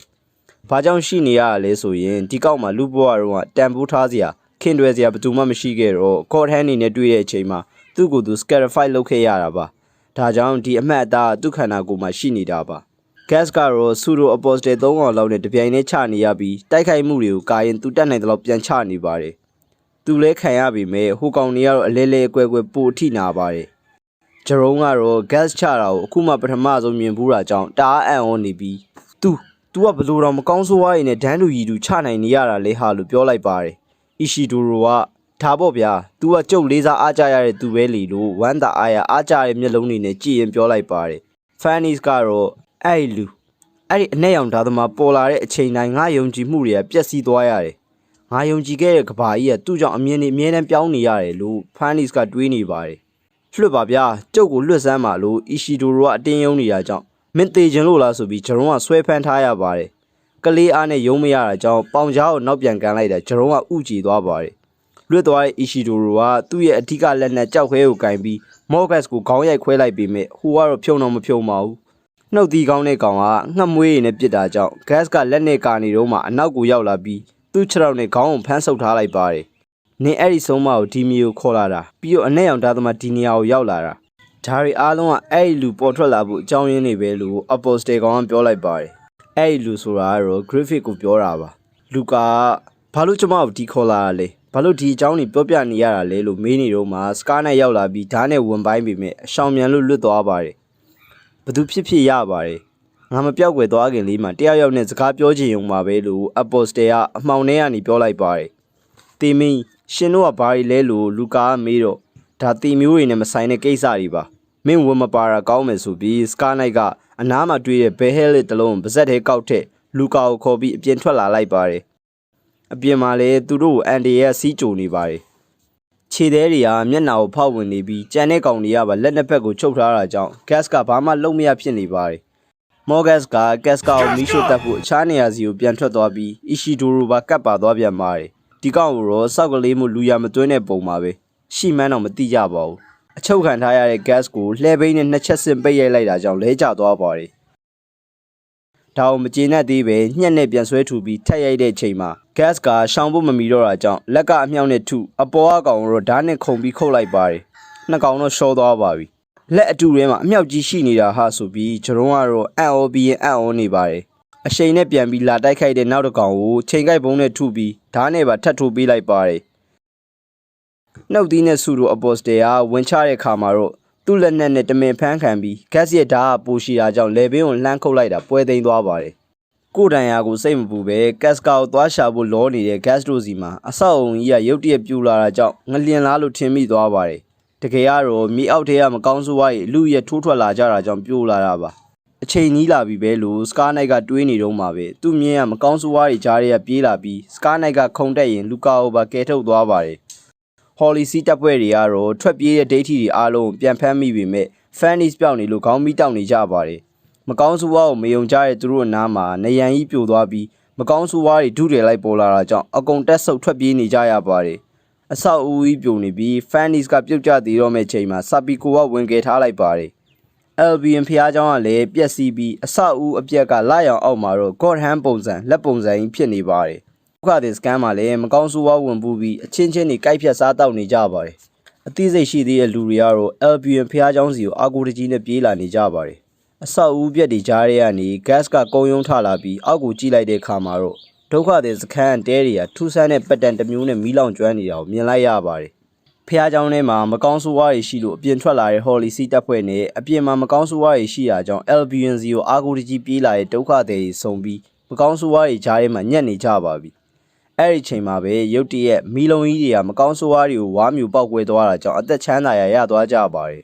အပေါ်မော့ကြည့်လိုက်တဲ့အခါမှာတော့သူတို့ရဲ့ Father Morgus လက်ချက်မှန်သိသွားကြပါတယ် Morgus ကသူ့အပေါ်မှာလာရှုပ်နေတဲ့ Ishidoro ကိုကြက်ကလေးငှက်ကလေးလိုလွှင့်ပစ်လိုက်ပြီးဖျားသခင်ရဲ့နောက်လိုက်ဒီမကြောက်လန့်ကြနဲ့ဒိတ်ကြီးတွေဘလို့ပဲထူးခြားတဲ့စွမ်းအားနဲ့တိုက်ယုံကြည်မှုသာစစ်မှန်ရင်ဖျားသခင်ကအဲ့ဒီထက်ပိုသာလွန်တဲ့စွမ်းအားတစ်ခုဖန်ဆင်းပေးလိမ့်မယ်အခုကျုပ်ကိုပဲကြည်ကြစမ်းပါကျုပ်အခုမကောင်းဆိုးဝါးတွေရဲ့ဇစ်မြစ်ဖြစ်တဲ့စုံးမကိုတိုင်မှချီမိရှို့ပြီးတပ်ပစ်မယ်လို့ပြောတော့အောက်ကစောက်ဘိန်းတွေကကိုးကွယ်ကြပြီး gas ကတော့ gas ကာလို့ခေါ်ရင်ကဲဖို့ပြေးလာပါတယ် Morgus နဲ့သူ့နောက်လိုက်နှစ်ကောင်မကောင်းဆိုးဝါးတွေကိုတိုက်ခိုက်နေတော့မှဒုက္ခသည်တွေကတိုင်ထောင်ပြီး gas ကာကိုမိရှို့တပ်ဖို့လုပ်နေကြပါတယ်လွန့်ပစ်ခံရတဲ့ Ishidoro ကတော့ပြုတ်မကြအောင်နေရန်ကိုတွေ့ကတ်ထားပါတယ်ဒုက္ခသည်တွေက gas ကာကိုစပင်နေပါစောင့်ဆွဲမိရှို့တပ်ဖို့လုပ်ပြီး gas ကာမှာနာကျင်လွန်းလို့អော်နေရပါတယ် gas တယောက်ချစ်ရတဲ့သူနာကျင်နေအောင်မမြင်နိုင်တာကြောင့်ကယ်ဖို့အတွက်တင်းပြေးလာပါတယ်ဒါပေမဲ့လမ်းတစ်လျှောက်မှာမကောင်းဆိုးဝါးတွေပြုံလိုက်ကြီးရှိနေတာကြောင့်ဓာတ်နဲ့လွဲခုတ်ရင် gas ကာကိုချိန်မကယ်နိုင်မှစိုးရိမ်နေပါတယ် Scar Knight ကလူခါကို Albion နဲ့ဝေးတဲ့နေရာစီခေါ်သွားပြီးမင်းအသက်ရှင်ခြင်းဒီနေမြေကနေထွက်သွားသင့်ပြီလို့ပြောပေမဲ့လူခါကတော့ကျမညီမလေးတွေကြံသေးတယ်သူတို့စိတ်မချဘူးဆိုပြီး Albion စီပြန်ပြေးသွားပါတယ်လူကာထွက်သွားတာနဲ့မိကုန်းဝေးတွေကနေရန်သူဟောင်းကြီးတယောက်က Scar Knight ရှိရာစီကိုရှောက်လာပါတယ် Scar Knight လှည့်ကြည့်လိုက်ရင်အားလုံးကအဲ့ဒီတော့အတိုင်းပါပဲလားငါတို့ကကံကြမ္မာကြော့ကွန်းထဲမှာပိတ်မိနေကြတာပဲလို့ရည်ရွက်လိုက်ပါတယ်အခုလောက်ဆိုရင် Scar Knight နဲ့ရင်ဆိုင်မဲ့ကောင်ဘာတူလဲဆိုတာကိုအားလုံးသတိထားမိပြီးထင်ပါတယ်ဟုတ်ပါတယ် Immortal Zord ပါ Scar Knight ရဲ့ဓာတ်ချက်မိထားတဲ့ Apostle ကောင်ကတော့ Albion ဖျားเจ้าထိပ်စီကိုတရွေ့ရွေ့တက်နေရင် Father Morgus ကိုလှမ်းကြည့်ပြီးငါသာအဲ့ဖုံးတော်ကြီးနဲ့တွေ့ခဲ့ရင်ငါဘဝပြောင်းလဲသွားခဲ့မလားငါလည်းခင်တွယ်စရာရှိတဲ့အရာရောက်တဲ့တစုံတစ်ယောက်ဖြစ်လာခဲ့မှာလားဒါပေမဲ့ငါမတွေ့ခဲ့ဘူးလေဘယ်သူနဲ့မှမတွေ့ခဲ့ဘူးပြီးခဲ့တာကြီးပြီးပါစေတော့ပြန်မတွေးတော့ဘူးငါ့ကိုထီးကြံဆန်မှုတွေနဲ့ပဲအသက်ရှင်ခိုင်းခဲ့တဲ့ဒီကဘာကြီးအဆုံးသတ်ပါစေတော့လို့အတွေးလွန်နေပါတယ်အဲ့ဒီချိန်မှာ gas ကာကိုကာဝယ်ပေးနေခဲ့တဲ့ Demon Child လေးကိုတွေ့သွားပြီးဒီကောင်လေးကအဲ့ဆုံးမကိုကြင်ကယ်ခဲ့တယ်အသွေးသားနဲ့ခန္ဓာကိုယ်ဆိုပေမဲ့လူတော့မဟုတ်ဘူးသေနေပြီမင်းလည်းငါလိုပါပဲနှုတ်ဆုပ်ကလေးအတူတူသွားကြစို့ဆိုပြီးရှာနဲ့လိတ်ပါဇက်ထဲထည့်လိုက်ပါတယ်အောက်ကကောင်တွေကတော့ gas ကာကိုထင်းပုံပေါ်တင်ပြီးမီးရှို့တတ်ဖို့အစင်းသင်းဖြစ်နေကြပါပြီIshidoro က gas ကာကိုဘယ်လိုကယ်ရမလဲစဉ်းစားနေတော့မှဂျရုံးကိုမြင်လိုက်ပြီးလာကူညီဖို့လှမ်းခေါ်လိုက်ပါတယ်ဒီလိုအခြေအနေကြီးမှဖြစ်တာကြောင့်ဒိတ်ထီတွေရာဇဝတ်သားတွေမစဉ်းစားနိုင်တော့ပဲ Fannis ကအတွေးများနေပုံပါပဲမီးရှို့တတ်ဖို့လုပ်နေអော်နေကြတာတွေကြောင့် gas ကာကတော့ကြောက်လွန်းလို့တုန်နေပါတယ် Morgus အမိန်ပေးလိုက်တာနဲ့အားလုံးကမီးတုပ်တွေကိုပစ်ပြီးမီးစရှို့ကြပါပြီ gas မှာလည်းလှမ်းနာမြင်နေရပေမဲ့မကောင်းဆိုးဝါးတွေအများကြီးကတားထားတာကြောင့်ဘာမှလုံးမရဖြစ်နေပါတယ်ဒီတိုင်းဆို gas ကတကယ်ကြီးမီးလောင်ပြီးတေတော့မှာပါဒါပေမဲ့ကျွန်တော်တို့ဘက်မှာ Ishidoro ရှိနေပါသေးတယ်ကိုလုံးကိုကျိုးနဲ့ချီပြီးဓာတ်တစ်ချောင်းနဲ့အောက်ကိုခုန်ဆင်းသွားပါတယ်အောက်ရောက်တာနဲ့ကျိုးချီထားတာကိုဓာတ်နဲ့ဖြတ်ပြီး gas ကိုပွေထားလိုက်ပါတယ်နီနာကကျိုးအစွန်းတစ်ဖက်ကကြောက်တုံးကိုအောက်ပစ်ချလိုက်တဲ့အခါမှာတော့ Casca နဲ့ Ishidoro တို့အပေါ်ပြန်တက်လာပြီးမီးဘေးကလွတ်သွားပါတယ်။ဒါကိုလက်မခံနိုင်တဲ့ Morgus ကအလွတ်မပေးနိုင်ဘူးဆိုပြီးသွားဖမ်းပေမဲ့ Ishidoro က Casca ကိုပါလှဲချလိုက်တာကြောင့်လွတ်သွားပြန်ပါတယ်။အဲ့ဒီချိန်မှာပဲမျောစင်ပေါ်တက်ကဓာတ်ခုတ်တန်ကြီးတွေနဲ့အတူမကောင်းဆိုးဝါးအစိတ်ပိုင်းတွေလွင့်စင်နေတာကိုမြင်လိုက်ကြရပါတယ်။ Casca မကောင်းဆိုးဝါးတွေကြားထဲကနေတင်တိုးထွက်ဖောက်ထွက်လာပြီးနေရန်တလျှောက်ပြေးစင် Morgus ကိုရင်အောင်တက်တဲ့ထိုးခွဲပေးလိုက်ပါတယ်။သူတို့ Father Morgus ကြီးကိုအားလုံးရှေ့မှာပဲအမှောက်သိပ်ဖင်ချပေးလိုက်တာကြောင့်Father Morgus ဆိုပြီးအားလုံးကဝမ်းနဲ့ထိတ်လန့်နေကြပါတယ်။ Gas ကိုလည်းနတ်ဆိုးဆိုပြီးခေါ်နေကြပါတယ်။ Gas ကတော့သူ့ဓာတ်ကိုဆွဲနှုတ်ရင်ဘာလဲဟာငါစောစောကပြေးစင်းလာတော့မျက်လုံးတောက်မှာတစ်ခုခုကိုတွေးလိုက်တယ်ဆိုပြီးတွေးနေတော့မှ Morgus ရဲ့နောက်လိုက်တစ်ကောင်က Gas ကိုပြေးဖမ်းပေမဲ့ Ishidoro ကရှောင်ပေးလိုက်ပါတယ်။နောက်တစ်ကောင်ထပ်လာတဲ့ချိန်မှာ Gas ကဓာတ်နဲ့ပြေးခုတ်ဖို့လုပ်ပေမဲ့နောက်ကနေ Morgus ကြီးပြန်ထလာပြီးလက်သီးနဲ့ထိုးတာကြောင့်ဓာတ်ပြားနဲ့ကာလိုက်ရပါတယ်။ Casca စီကိုလာနေတဲ့ကောင်ကိုတော့ဂျရုံးကဓာတ်နဲ့ဝင်တားလိုက်ပါတယ်။ဖះသခင်ကိုမကြောက်ကြတဲ့ငမိုက်သားတွေကောင်းကင်ဘုံအစားမင်းတို့ငါတန်ခတ်ပေးမယ်လို့ Morgus ကကြုံဝါနေပြီးအောက်ကလူတွေကတော့သူတို့ဖေဖေကြီးပြန်ထလာလို့ပျော်နေကြပါတယ်။ Fanny ရဲ့ယုံကြည်မှုတွေကတော့ရောတဲ့ထက်ရောလာနေပြီး Father Morgus အဲ့သွင်ပြန်နတ်သားလားအမှန်တိုင်းဝင်ခံရရင်တော့မကောင်းဆိုးဝါးလို့ပဲစိတ်ထဲမှာထင်နေမိတယ်လို့တကူရဲပြောနေပါတယ်။အမွှာညီနောင်နှကောင်စုံမကိုဖမ်းကြံတဲ့သူတွေကိုတော့လွှားနဲ့တက်ပစ်ပြီးတော့မင်းကဒီကိုရောက်လာတယ်ဆိုတော့ငါတပည့်၄ယောက်ကိုကောင်းကင်ဘုံကပြန်ခေါ်လိုက်ပြီးပေါ့လို့ပြောရင် Morgus ငိုချလိုက်တဲ့အခါမှာမျက်လုံးထဲကသွေးတွေထွက်လာပါတယ်။စောက်စကားများနေရနဲ့ gas ကစိတ်မရှိတော့ပဲစောက်ခွက်ကိုဓာတ်နဲ့ခုတ်လိုက်ပြီးမြဲမတိုးပါဘူး။ Apostle တကောင်လောက်နီးပါးကျန်းနေတာဖြစ်ပြီးတောင်မန်တမွှေးချင်းစီကိုလက်သီးပုံစံဖြစ်အောင်ဆုပ်ရင် Luffy ရဲ့ Gatling gun လို့ဇက်တိုက်ထိုးပြီးမီးနဲ့ပါထပ်မှုတ်ပေမဲ့ gas ကတော့ဓာပြားကြီးနဲ့ကာရင်ပါဇက်ကိုပိတ်ထိုးပေးလိုက်ပါတယ်။သုံးစားမရတဲ့တရားစာကြီးဟောလို့မရတော့အဲ့ဆောက်ပါဇက်ကိုပိတ်ပေးမယ်ဆိုပြီးဓာတ်နဲ့ဆောင့်ထိုးပြီးတွန်းလိုက်ပါတယ်။ဒါပေမဲ့ပေါက်ထွက်မသွားပဲသွားနဲ့ပြန်ကြိုက်ဖမ်းလာတာကြောင့်မျက်လုံးနှလုံးကိုဓာတ်နဲ့ပေါက်လိုက်ပါတယ်။ gas နဲ့ Morgus တို့ရဲ့ battle ကတော့အပြန်အလှန်ဖြစ်နေပြီး gas လာမကူညီနိုင်မှန်းသိရကြောင်းတပည့်ညီနောင်နှစ်ကောင်ကိုရင်ဆိုင်ဖို့ပြင်လိုက်ကြပါတယ်။အဲ့ဒီအချိန်မှာနီနာကသူတို့နဲ့ဆက်နေငါပါတက်ခံရလိမ့်မယ်ဆိုပြီးထွက်ပြေးတော့တယောက်တည်းဖြစ်သွားပြီးတိုက်ခိုက်ရပူလွယ်သွားပါတယ်။နီနာကိုကက်ကြီးနဲ့ညှက်လိုက်ပေမဲ့ခြေချော်ပြီးအောက်ကပစ္စည်းအပြော့တွေပေါ်ပြုတ်ကျတာကြောင့်ကန်ကောင်းသွားပါတယ်။နှစ်ကောင်သားအပေါ်မှာဝဲနေပြီးတိုက်ခိုက်ဖို့လာတာကြောင့်ပက်ကခန္ဓာကိုယ်ကနေအလင်းရောင်တွေအလွင်ကျွင်ထုတ်လိုက်ပြီးနှစ်ကောင်သားအလင်းကြောင်မျက်စိစူးနေချိန်မှာ Ishidoro ကခဲနဲ့ပိတ်ထုလိုက်တာမျက်လုံးတစ်ဖက်စီကန်ပြီးပြုတ်ကျလာပါတယ်။ကျန်တာကိုတော့ဂျရုံးကပဲအဆုံးသက်ပေးပြီး Ishidoro ပါအရန်တော်ကြောင့်ချီးကျူးလိုက်ပါတယ်။သူ့အမွာတပည့်နှစ်ကောင်သေးသွားလို့ Morgus ကပိုစိတ်တူလာပြီးငါရဲ့မြင့်မြတ်တဲ့တာဝန်ကိုနှောက်ယှက်တဲ့မကောင်းဆိုးဝါးတွေဖះသခင်ရဲ့အမျက်တော်ရှာလိုက်မယ်ဆိုပြီးပြောပါတယ်။ဖះကိုမင်းအဲ့လောက်တောင်ကြည်ညိုနေလဲမင်းကောင်းရင်ဖြတ်ပေးလိုက်လေ။အဲ့ဒီမိမပေါ်တော့လက်တစ်ချောင်းတောင်ထက်ထီခွင့်မပေးနိုင်ဘူးလို့ကြုံဝါလိုက်ပါတယ်။ Morgus ကအပေါ်မှာလှုပ်ရှုပ်နေတာကြောင့်အောက်ကမကောင်းဆိုးဝါးတွေတောင်းချမ်းခွင့်ရနေပါတယ်။ဇက်တိုက်ထိုးချက်တွေကိုရှောင်ရခက်ပြီးသူ့ရဲ့ဓာတ်ချက်တွေလည်းတိတ်အရာမရောက်တာကြောင့် gas အေးနေနေပါတယ်။အောက်မှာရှိတဲ့ယုံကြည်ကိုးကွယ်သူတွေကကဲတင်ခံရဖို့ဆူတောင်းနေကြတယ်။မင်းကဒီဆုံးမတယောက်အတွက်နဲ့တောင်းချီရဲ့တက်တွေကိုလဲမလို့လားဆိုပြီး Morgus ကပြောတော့ Ishidoro ကဝင်ပြီးဘိုးတော်အာမချောင်းနဲ့ဒီအမောင်မီးရှို့တာနဲ့အောက်ကဆောက်ယူတွေကိုကဲတာနဲ့ဘာမှမဆိုင်ဘူးဆိုပြီးអော်လိုက်ပါတယ်။စုပဲတောင်းတတ်တဲ့ကောင်တွေဒုက္ခရောက်နေရင်ကိုယ့်အကူကဲနိုင်အောင်လုပ်ရမှာအဲ့ဒီထောင်ချီတောင်းချီရဲ့လူတွေမှာမိမတယောက်ပုံမိခိုခွင့်မရှိဘူးကွာလို့ gas ကပြောတော့ Morgus တယောက်အနာပေါ်ဒုတ်ကြပြီးရှယ်ထိုးပါတယ်ထိုးချက်တွေကိုကာရင် gas က Morgus ရဲ့ရင်ဘက်ကဒဏ်ရာတစ်ခုကိုတွေ့သွားပါတယ်ထိုးခံရပြီးအားနေနေတဲ့ gas တယောက်နောက်ဆုံးအင်အားနဲ့ Morgus အနာကပ်ပြီးဒဏ်ရာကိုလက်နဲ့သွားဖိလိုက်ပါတယ်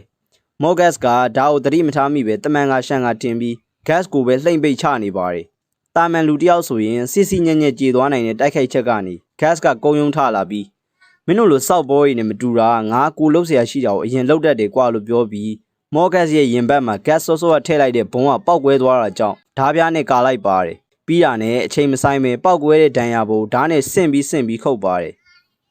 မင်းတို့ဖះကိုတွေ့ရင်ပြောလိုက်ငါ့ကိုလာမရှုံမိစေနဲ့ဆိုပြီးရင်ဘတ်ထဲကိုဓားနဲ့ထုတ်ရှင်းပေါက်ထိုးပေးလိုက်ပါတယ်ဖះသခင်ကျွန်ုပ်တင့်ထန်ပြန်လာပါပြီနောက်ဆုံးအနေနဲ့ဒီဒိတ်တီကိုပါကျွန်ုပ်တဲ့အတူခေါ်ဆောင်ခွင့်ပြုပါဆိုပြီး gas ကိုဖမ်းချုပ်ထားပေမဲ့ gas ကမင်းဖျားစီကိုမင်းမဲသွား ငါလီမမလိုက်ဘူးကွာဆိုပြီးဓာတ်နဲ့မှအောက်ကိုပစ်ချလိုက်ပါတယ်သူတို့ Father Morgan ကြီးကိစ္စတုံးသွားပါပြီမကောင်းဆိုးဝါးတွေလည်းတောင်းကျမ်းနေပြီးအကုန်လုံးကိုကိုက်စားနေတာပါမကောင်းဆိုးဝါးတွေရမ်းများလာတာကြောင့် Eclipse ကိုပြန်မြင်အောင်နေပြီးကြောက်လန့်နေတဲ့ Casca ကို Gas ကဖက်ထားလိုက်ပါတယ်ဒုက္ခသည်တွေကဖျားเจ้าတွေကိုပြန်ပြေးဝင်ကုန်ကြပြီးအပြင်မှာလူတွေရှိနေသေးတဲ့အောင်တောင်ဂိတ်ကိုပိတ်ပစ်လိုက်ကြပါတယ်လူပီသားတဲ့စိတ်ဓာတ်လေးတွေပေါ်လာတာပါအေဇန်တို့ကတော့အပြင်မှာပြည်သူတွေကိုတတ်နိုင်တဲ့လောက်ကာကွယ်ပေးနေပါတယ်အပေါ်မှာရှိနေတဲ့စာပီကိုတို့ကမကောင်းဆိုးဝါးတွေမီးကိုကြောက်တယ်ဆိုတာကိုလှမ်းမြင်လိုက်ကြရပါတယ်မော့ဂတ်ကြီးရဲ့အလောင်းကိုကြည့်ရင် Fannis က Father Morgan ဆိုပြီးတည်သွားတဲ့သူကိုတန်းတနေပေမဲ့ Ishidoro တို့ကတော့တည်သွားတာမှပိုသုံးစားလို့ရသေးတယ်ဆိုပြီးပြောနေကြပါတယ် Gas ကထင်းချောင်းတွေပစ်ချပေးပြီးမသေးခြင်းတစ်ချောင်းစီကောက်လိုက်ကြလို့ပြောလိုက်ပါတယ်လက်တွေ့သမားဆိုတာအဲ့ဒါပါပဲအခြားကောင်တွေအာချောင်တွေတော့မှထင်းကောက်ရှာထားတာပါဂျရုံးကငါတို့နဲ့တူမျောစင်နဲ့ဝင်ကြရအောင်လေဆိုပြီး Gas ကိုခေါ်တော့အဲ့လိုလုံးရင်စားကွက်ထဲကိုခုန်ချသလိုဖြစ်မှာမျောစင်ထဲကိုဒီကောင်တွေဖောက်ဝင်လာကြမှာပဲပြီးတော့မကြခင်နေထွက်တော့မယ်နေနဲ့ထိရင်ဒီကောင်တွေအားပြော့ပြီးပျောက်ကွယ်သွားလိမ့်မယ်မျောစင်ထဲမှာဆိုရင်နေအောင်ကတန်းရမှာမဟုတ်ဘူးဒီနေရာကနေအောင်အမြန်ဆုံးရမယ့်နေရာပဲမိုးလင်းတဲ့အထိတောင့်ခံထားမယ်ငါတို့အသက်ရှင်ရမယ်ဆိုပြီး Gas ရဲ့ယောက်ျားဆန်ဆန်ဒုက္ခကိုရင်ဆိုင်ပုံတွေကြည့်ပြီး Fanny တယောက် Gas အပေါ်ထားတဲ့ခံစားချက်တွေအမြင်တွေပြောင်းလဲလာနေပါပြီချစ်ကြည်ညိုတယ်ဆိုတဲ့စကားလုံးမျိုးသုံးရမယ်ထင်ပါတယ်သူဘာလို့ဒီလိုလုံနိုင်ရတာလဲဒီလိုပြတ်သုံးခြင်းတွေရဲ့လေမှာဘာလို့ဒီလူရဲ့တန်ငါ့ကိုဒီလောက်တောင်စိတ်အေးစေရတာလဲဆိုပြီး Fanny တယောက်တကိုယ်တည်းတွေးနေပါတယ်တေမာဆိုးလို့ထွက်ပြေးကမှပိုဆိုးပြီးအောက်ပြုတ်ကျသွားတဲ့နီနာတယောက်ငိုနေပြန်ပါတယ်ခြေထောက်အစ်ရောင်သွားပြီးလမ်းမလျှောက်နိုင်လို့လဲကျနေတဲ့အချိန်လူအုပ်ကြီးကပြေးလာတာကြောင့်နင်းခံရကန်ဒီမှာလူကာကဝင်ဖမ်းလိုက်ပြီးဘေးကိုဆွဲထားလိုက်ပါတယ်လူကာသာမကယ်ရင်စီစီညံ့ညံ့ကြေသွားမှတေးကြပါပဲနောက်ကျသွားတယ်အစင်ပြေရဲ့လားလို့လူခါမေးလိုက်ပြီးနီနာကတော့မျက်ရည်တွေဝဲမာကြီးလူကာလို့အော်ခေါ်ရင်းငိုလိုက်ပါတယ်လူအုပ်ကြီးရဲ့နောက်ကနေမကောင်းဆိုးဝါးတွေကတ်လိုက်လာတာကြောင့်အလွမ်းမသေးတော့ပဲထွက်ပြေးဖို့လုပ်ကြပါတယ်ဒါပေမဲ့နီနာကမပြေးနိုင်တာကြောင့်အနားမှာရှိတဲ့စီပိုင်းနဲ့ထည့်ပြီးအဖုံးအုပ်ထားပေးဖို့ကြံလိုက်ပါတယ်နီနာကကြောက်နေတာကြောင့်လူကာချော့မော့ပြီးစီပိုင်းနဲ့ထည့်အဖုံးခံအောင်တီတီချာချာအုပ်ပေးလိုက်ပါတယ်စီပိုင်းကနေအောင်မဆန့်နိုင်ရဲ့အဖုံးအုပ်ပေးမဲ့သူမရှိတာရဲ့ကြောင့်လူကာလိုက်မဝင်ခဲ့တာပါဒါကရောက်ပါတော့မေးမှဆိုလို့ကြိုရှင်းပြထားတာပါ Gas တို့တွေကတော့မိတုပ်ကိုစီနဲ့မကောင်းဆိုးဝါးတွေကိုရင်ဆိုင်ရင်ရှင်သန်မှုစူးစမ်းနေကြပါတယ်အဲ့လိုခုခံနေကြရင်းနဲ့အကောင်တကောင်အကြီးဖြစ်လာပြီးတိုက်ခိုက်ဖို့လုပ်တာကြောင့် Gas ကဘုံသုံးလုံးပြစ်ကျွေးနဲ့သတိမလွတ်စေနဲ့လို့ပြောလိုက်ပါတယ် Gas ကိုကြည့်ရင်ဒီကြီးမားလွန်းတဲ့အိမ်မက်ဆူကြီးထဲမှာလက်လျှော့ဖို့ညှင်းဆန်ပြီး तू ကဆက်ရက်နေတယ် तू ကတော့ဘယ်ရအောင်မဆိုကြော်လွားနိုင်မှာတေးကြရဲ့လို့ Fannies ကတွေးနေပါတယ်မကောင်းဆိုးဝါးတွေများလာတာကြောင့်အကြာကြီးစဉ်းစားကြည့်မရပဲမိစားနဲ့ထိုးပြန်ရင်ဆိုင်ရပါတယ်နီနာကတော့စီပိုင်းထဲမှာလူလိမ့်နေပေမဲ့အန်ဒီရဲ့ကင်းနေသေးပါပဲမကောင်းဆိုးဝါးတွေကအပြင်ကလူတွေကိုလိုက်စားကြတိုက်ခိုက်ကြတာကြောင့်အတော်အထိခိုက်များနေပါပြီမကောင်းဆိုးဝါးတွေကရမ်းများတာကြောင့် Eclipse တုံးအတိုင်းတပုံစံနဲ့ပြန်ဖြစ်လာပါပြီ Act of the Perfect World ကအားလုံးကငါဖန်တီးမဲ့ကဘာကြီးကိုတောင်းတကြလိမ့်မယ်လို့ပြောပြီး Gas ရဲ့အိတ်ထဲမှာရှိတဲ့ Battle League ကလည်းလှုပ်ခတ်နေပါတယ်မကောင်းဆိုးဝါးတွေရဲ့အော်ဟစ်တန်တွေကြားထဲမှာ Demon Chan ရဲ့ခန္ဓာကိုယ်ကအရွယ်ရောက်လူသားတစ်ယောက်ဖြစ်ဖွံ့ဖြိုးသွားပြီး Gas ကတော့ Griffith လို့လှမ်းអော်လိုက်ပါတယ်ဒီဖြစ်စဉ်ကတော့ဟိုးအရင်က Famto ဆိုတဲ့ God တစ်ပါးအဖြစ်တည်ရှိနေခဲ့တဲ့ Griffith ကိုလူဘဝမှာနေဖို့အတွက်လူသားခန္ဓာကိုယ်နဲ့ပြန်မွေးဖွားအောင်လုပ်ကြတာပါ Act of the Perfect World ကသူ့ကိုယ်သူ Scarify လုပ်ပြီး Demon Chan ရဲ့ခန္ဓာကိုယ် Vessel အဖြစ်သုံး Griffith ကိုလူသားအဖြစ်ပြန်မွေးဖွားခွင့်ပေးလိုက်တာပါဟိုးအဝေးတနေရာစီကမှော့ဆရာလိုကောင်မလေးကတော့ Gas တို့စီမှာဖြစ်ပျက်နေရတွေကိုအာယုန်ထဲမှာမြင်နေရပါတယ် Griffith ရဲ့ပြန်မွေးဖွားမှုနဲ့အတူနေလဲထွက်လာပြီးမကောင်းဆိုးဝါးတွေလည်းသေလူတွေရောသေကြေကုန်ပြီး LB မျှော်စင်ကြောင်းကြီးလည်းအစိမ့်စိမ့်မှပြိုကျသွားပါပြီ Gas တို့ကတော့အပြင်ဘက်တိုင်းပေါ်မှာရှိနေခဲ့တာမို့ပြိုကျတဲ့အန်ဒီကိုရင်မဆိုင်လိုက်ရပါဘူးနီနာကစီပိုင်းထဲကထွက်လာပြီးသူ့ကိုယ်သူအသက်ရှင်နေသေးလို့အံ့ဩဝမ်းသာဖြစ်နေပါတယ်တစ်ဆက်တည်းလူကာမသိသေးကြောင်းသူ့ကိုကယ်ခဲ့ကြောင်းတွေကိုပါဂျရုံးတို့ကိုပြန်ရှင်းပြရင်းလူကာကိုဝိုင်းအော်ခေါ်ကြရှာကြပါတယ်အဲဒီတော့မှငါဒီမှာဆိုတဲ့အတန်နဲ့အတူရေတွင်းဟောင်းထဲမှာပုံနေတဲ့လူကာကိုတွေ့ပြီးကယ်ထုတ်ပေးလိုက်ကြပါတယ်ဒီကတ်ဆိုးကြီးမှာအသက်ရှင်အောင်နေနိုင်ခဲ့တာကတော့လူကာသူ့ရဲ့ညံကိုလွှတ်သုံးခဲ့လို့ပါအဲ့ဒီအချိန်မှာပဲလှန်ဆယ်ချောင်းလောက် gas တို့ရှေ့နားစီကိုစိုက်ဝင်သွားပြီးကြီးလိုက်တဲ့အခါမှာတော့ခူရှန်ကောင်တွေရဲ့လက်ချက်ဖြစ်နေပါတယ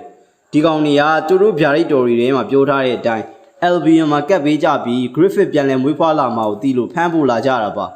ါသူတို့အကုန်လုံးကိုဖမ်းငါတို့ရှာနေတဲ့ကောင်လေးသူတို့အဖွဲ့ထဲမှာပါနိုင်တယ်သူတို့ကိုအရှင်ဖမ်းရမယ်ဒါပေမဲ့ထိခိုက်ဒဏ်ရာရတဲ့ကိစ္စမရှိဘူးမသေးရင်ရပြီအထူးသဖြင့်တော့အဲ့ဓာကြီးကြီးနဲ့ကောင်ကိုရှော့မတွက်မိစေနဲ့ သူ့ခြေလက်တွေကိုဖျက်မပြီးမချင်းသတိမလျော့စေနဲ့ဆိုပြီးမျိုးနွယ်စုခေါင်းဆောင်စီလက်ကအမိန့်ပေးလိုက်ပါတယ်တိုက်ခိုက်ဖို့လာကြတဲ့ခူရှန်ကောင်တွေကိုစပီကိုဂျရုံးနဲ့အီရှီတိုရိုဂက်စ်တို့ကကိုနီကိုဟန်အနေနဲ့ရှင်းလိုက်ကြပါတယ်စပီကိုကဂက်စ်အနားကိုကတ်လာပြီးပုဂ္ဂိုလ်ရေးကိစ္စတွေခဏဘေးပယ်ထားလိုက်ရအောင်ဒီအချိန်မှာခမရထက်ကောင်းတဲ့မဟာမိတ်မျိုးမရှိနိုင်တော့ဘူးဆိုပြီးအတူတူတိုက်ဖို့ပြောလိုက်ပါတယ်ရုတ်တရက်အနောက်မှာရက်နေတဲ့ကက်စကာတို့၄ယောက်ကိုခူရှန်နှကောင်ကကျိုးနဲ့တုပ်ပြီးမလုံနဲ့တခုခုလောက်တာနဲ့ဒီမိန်းမတွေကိုတက်ပစ်မယ်ဆိုပြီးချင်းချောက်နေတော့မှအေဇန်ရဲ့တန်တင်းပုတ်စာမိသွားပါတယ်မိန်းမနဲ့ကလေးတွေကိုဒဇကန်မလုံနဲ့ကွာဒိဋ္ဌိကောင်တွေရဆိုပြီးခေါင်းရိုက်ခွဲလိုက်တာပါခူရှန်ကောင်တွေနဲ့ဂက်စ်တို့အမှန်ကန်ကျုံးရတော့မယ့်ချိန်မှာ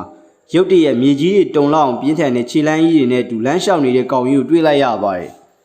Zord ပါလာဆိုပြီး gas ကရေရွေ့ရင်တစ်ဆက်တည်း Zord ရဲ့ရန်သူတော်ကြီး Scar Knight ကိုပါမျက်လုံးတွေကအလိုလိုရှာမိပြီးသားဖြစ်သွားပါတယ်။ Scar Knight ရဲ့ဓာတ်ညွန်ပြရာစီကိုကြည့်လိုက်တဲ့အခါမှာတော့ gas တယောက်အသက်ရှူရပ်သွားရပြန်ပါတယ်။မခံနိုင်တော့အောင်ဆူးရှာနေတဲ့အလင်းရောင်နဲ့အတူအပြစ်အနာစာကင်းတဲ့ခန္ဓာကိုယ်တစ်ခုကိုအားလုံးကမှင်သက်ငေးမောမိနေပြီး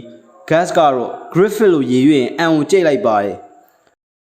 အယိုသေးပေးလိုက်တဲ့ Zord နဲ့ပြန်ပြီးကောင်းချီးပေးလိုက်တဲ့ Griffith တို့ကိုကြည့်ရင် gas ကဒေါသတွေရန်ညိုးတွေအကုန်နိုးထလာပြီးလက်စားချေဖို့ပြေးရသွားမှရုတ်တရက်အတန်တန်ကြောင့်ရက်တန်လိုက်မိပါတယ်။ gas ကရဲ့ဝူဝါဝါအော်နေတဲ့အတန်တွေကိုကြားလိုက်မိလို့ရက်လိုက်တာပါ။ စီလက်က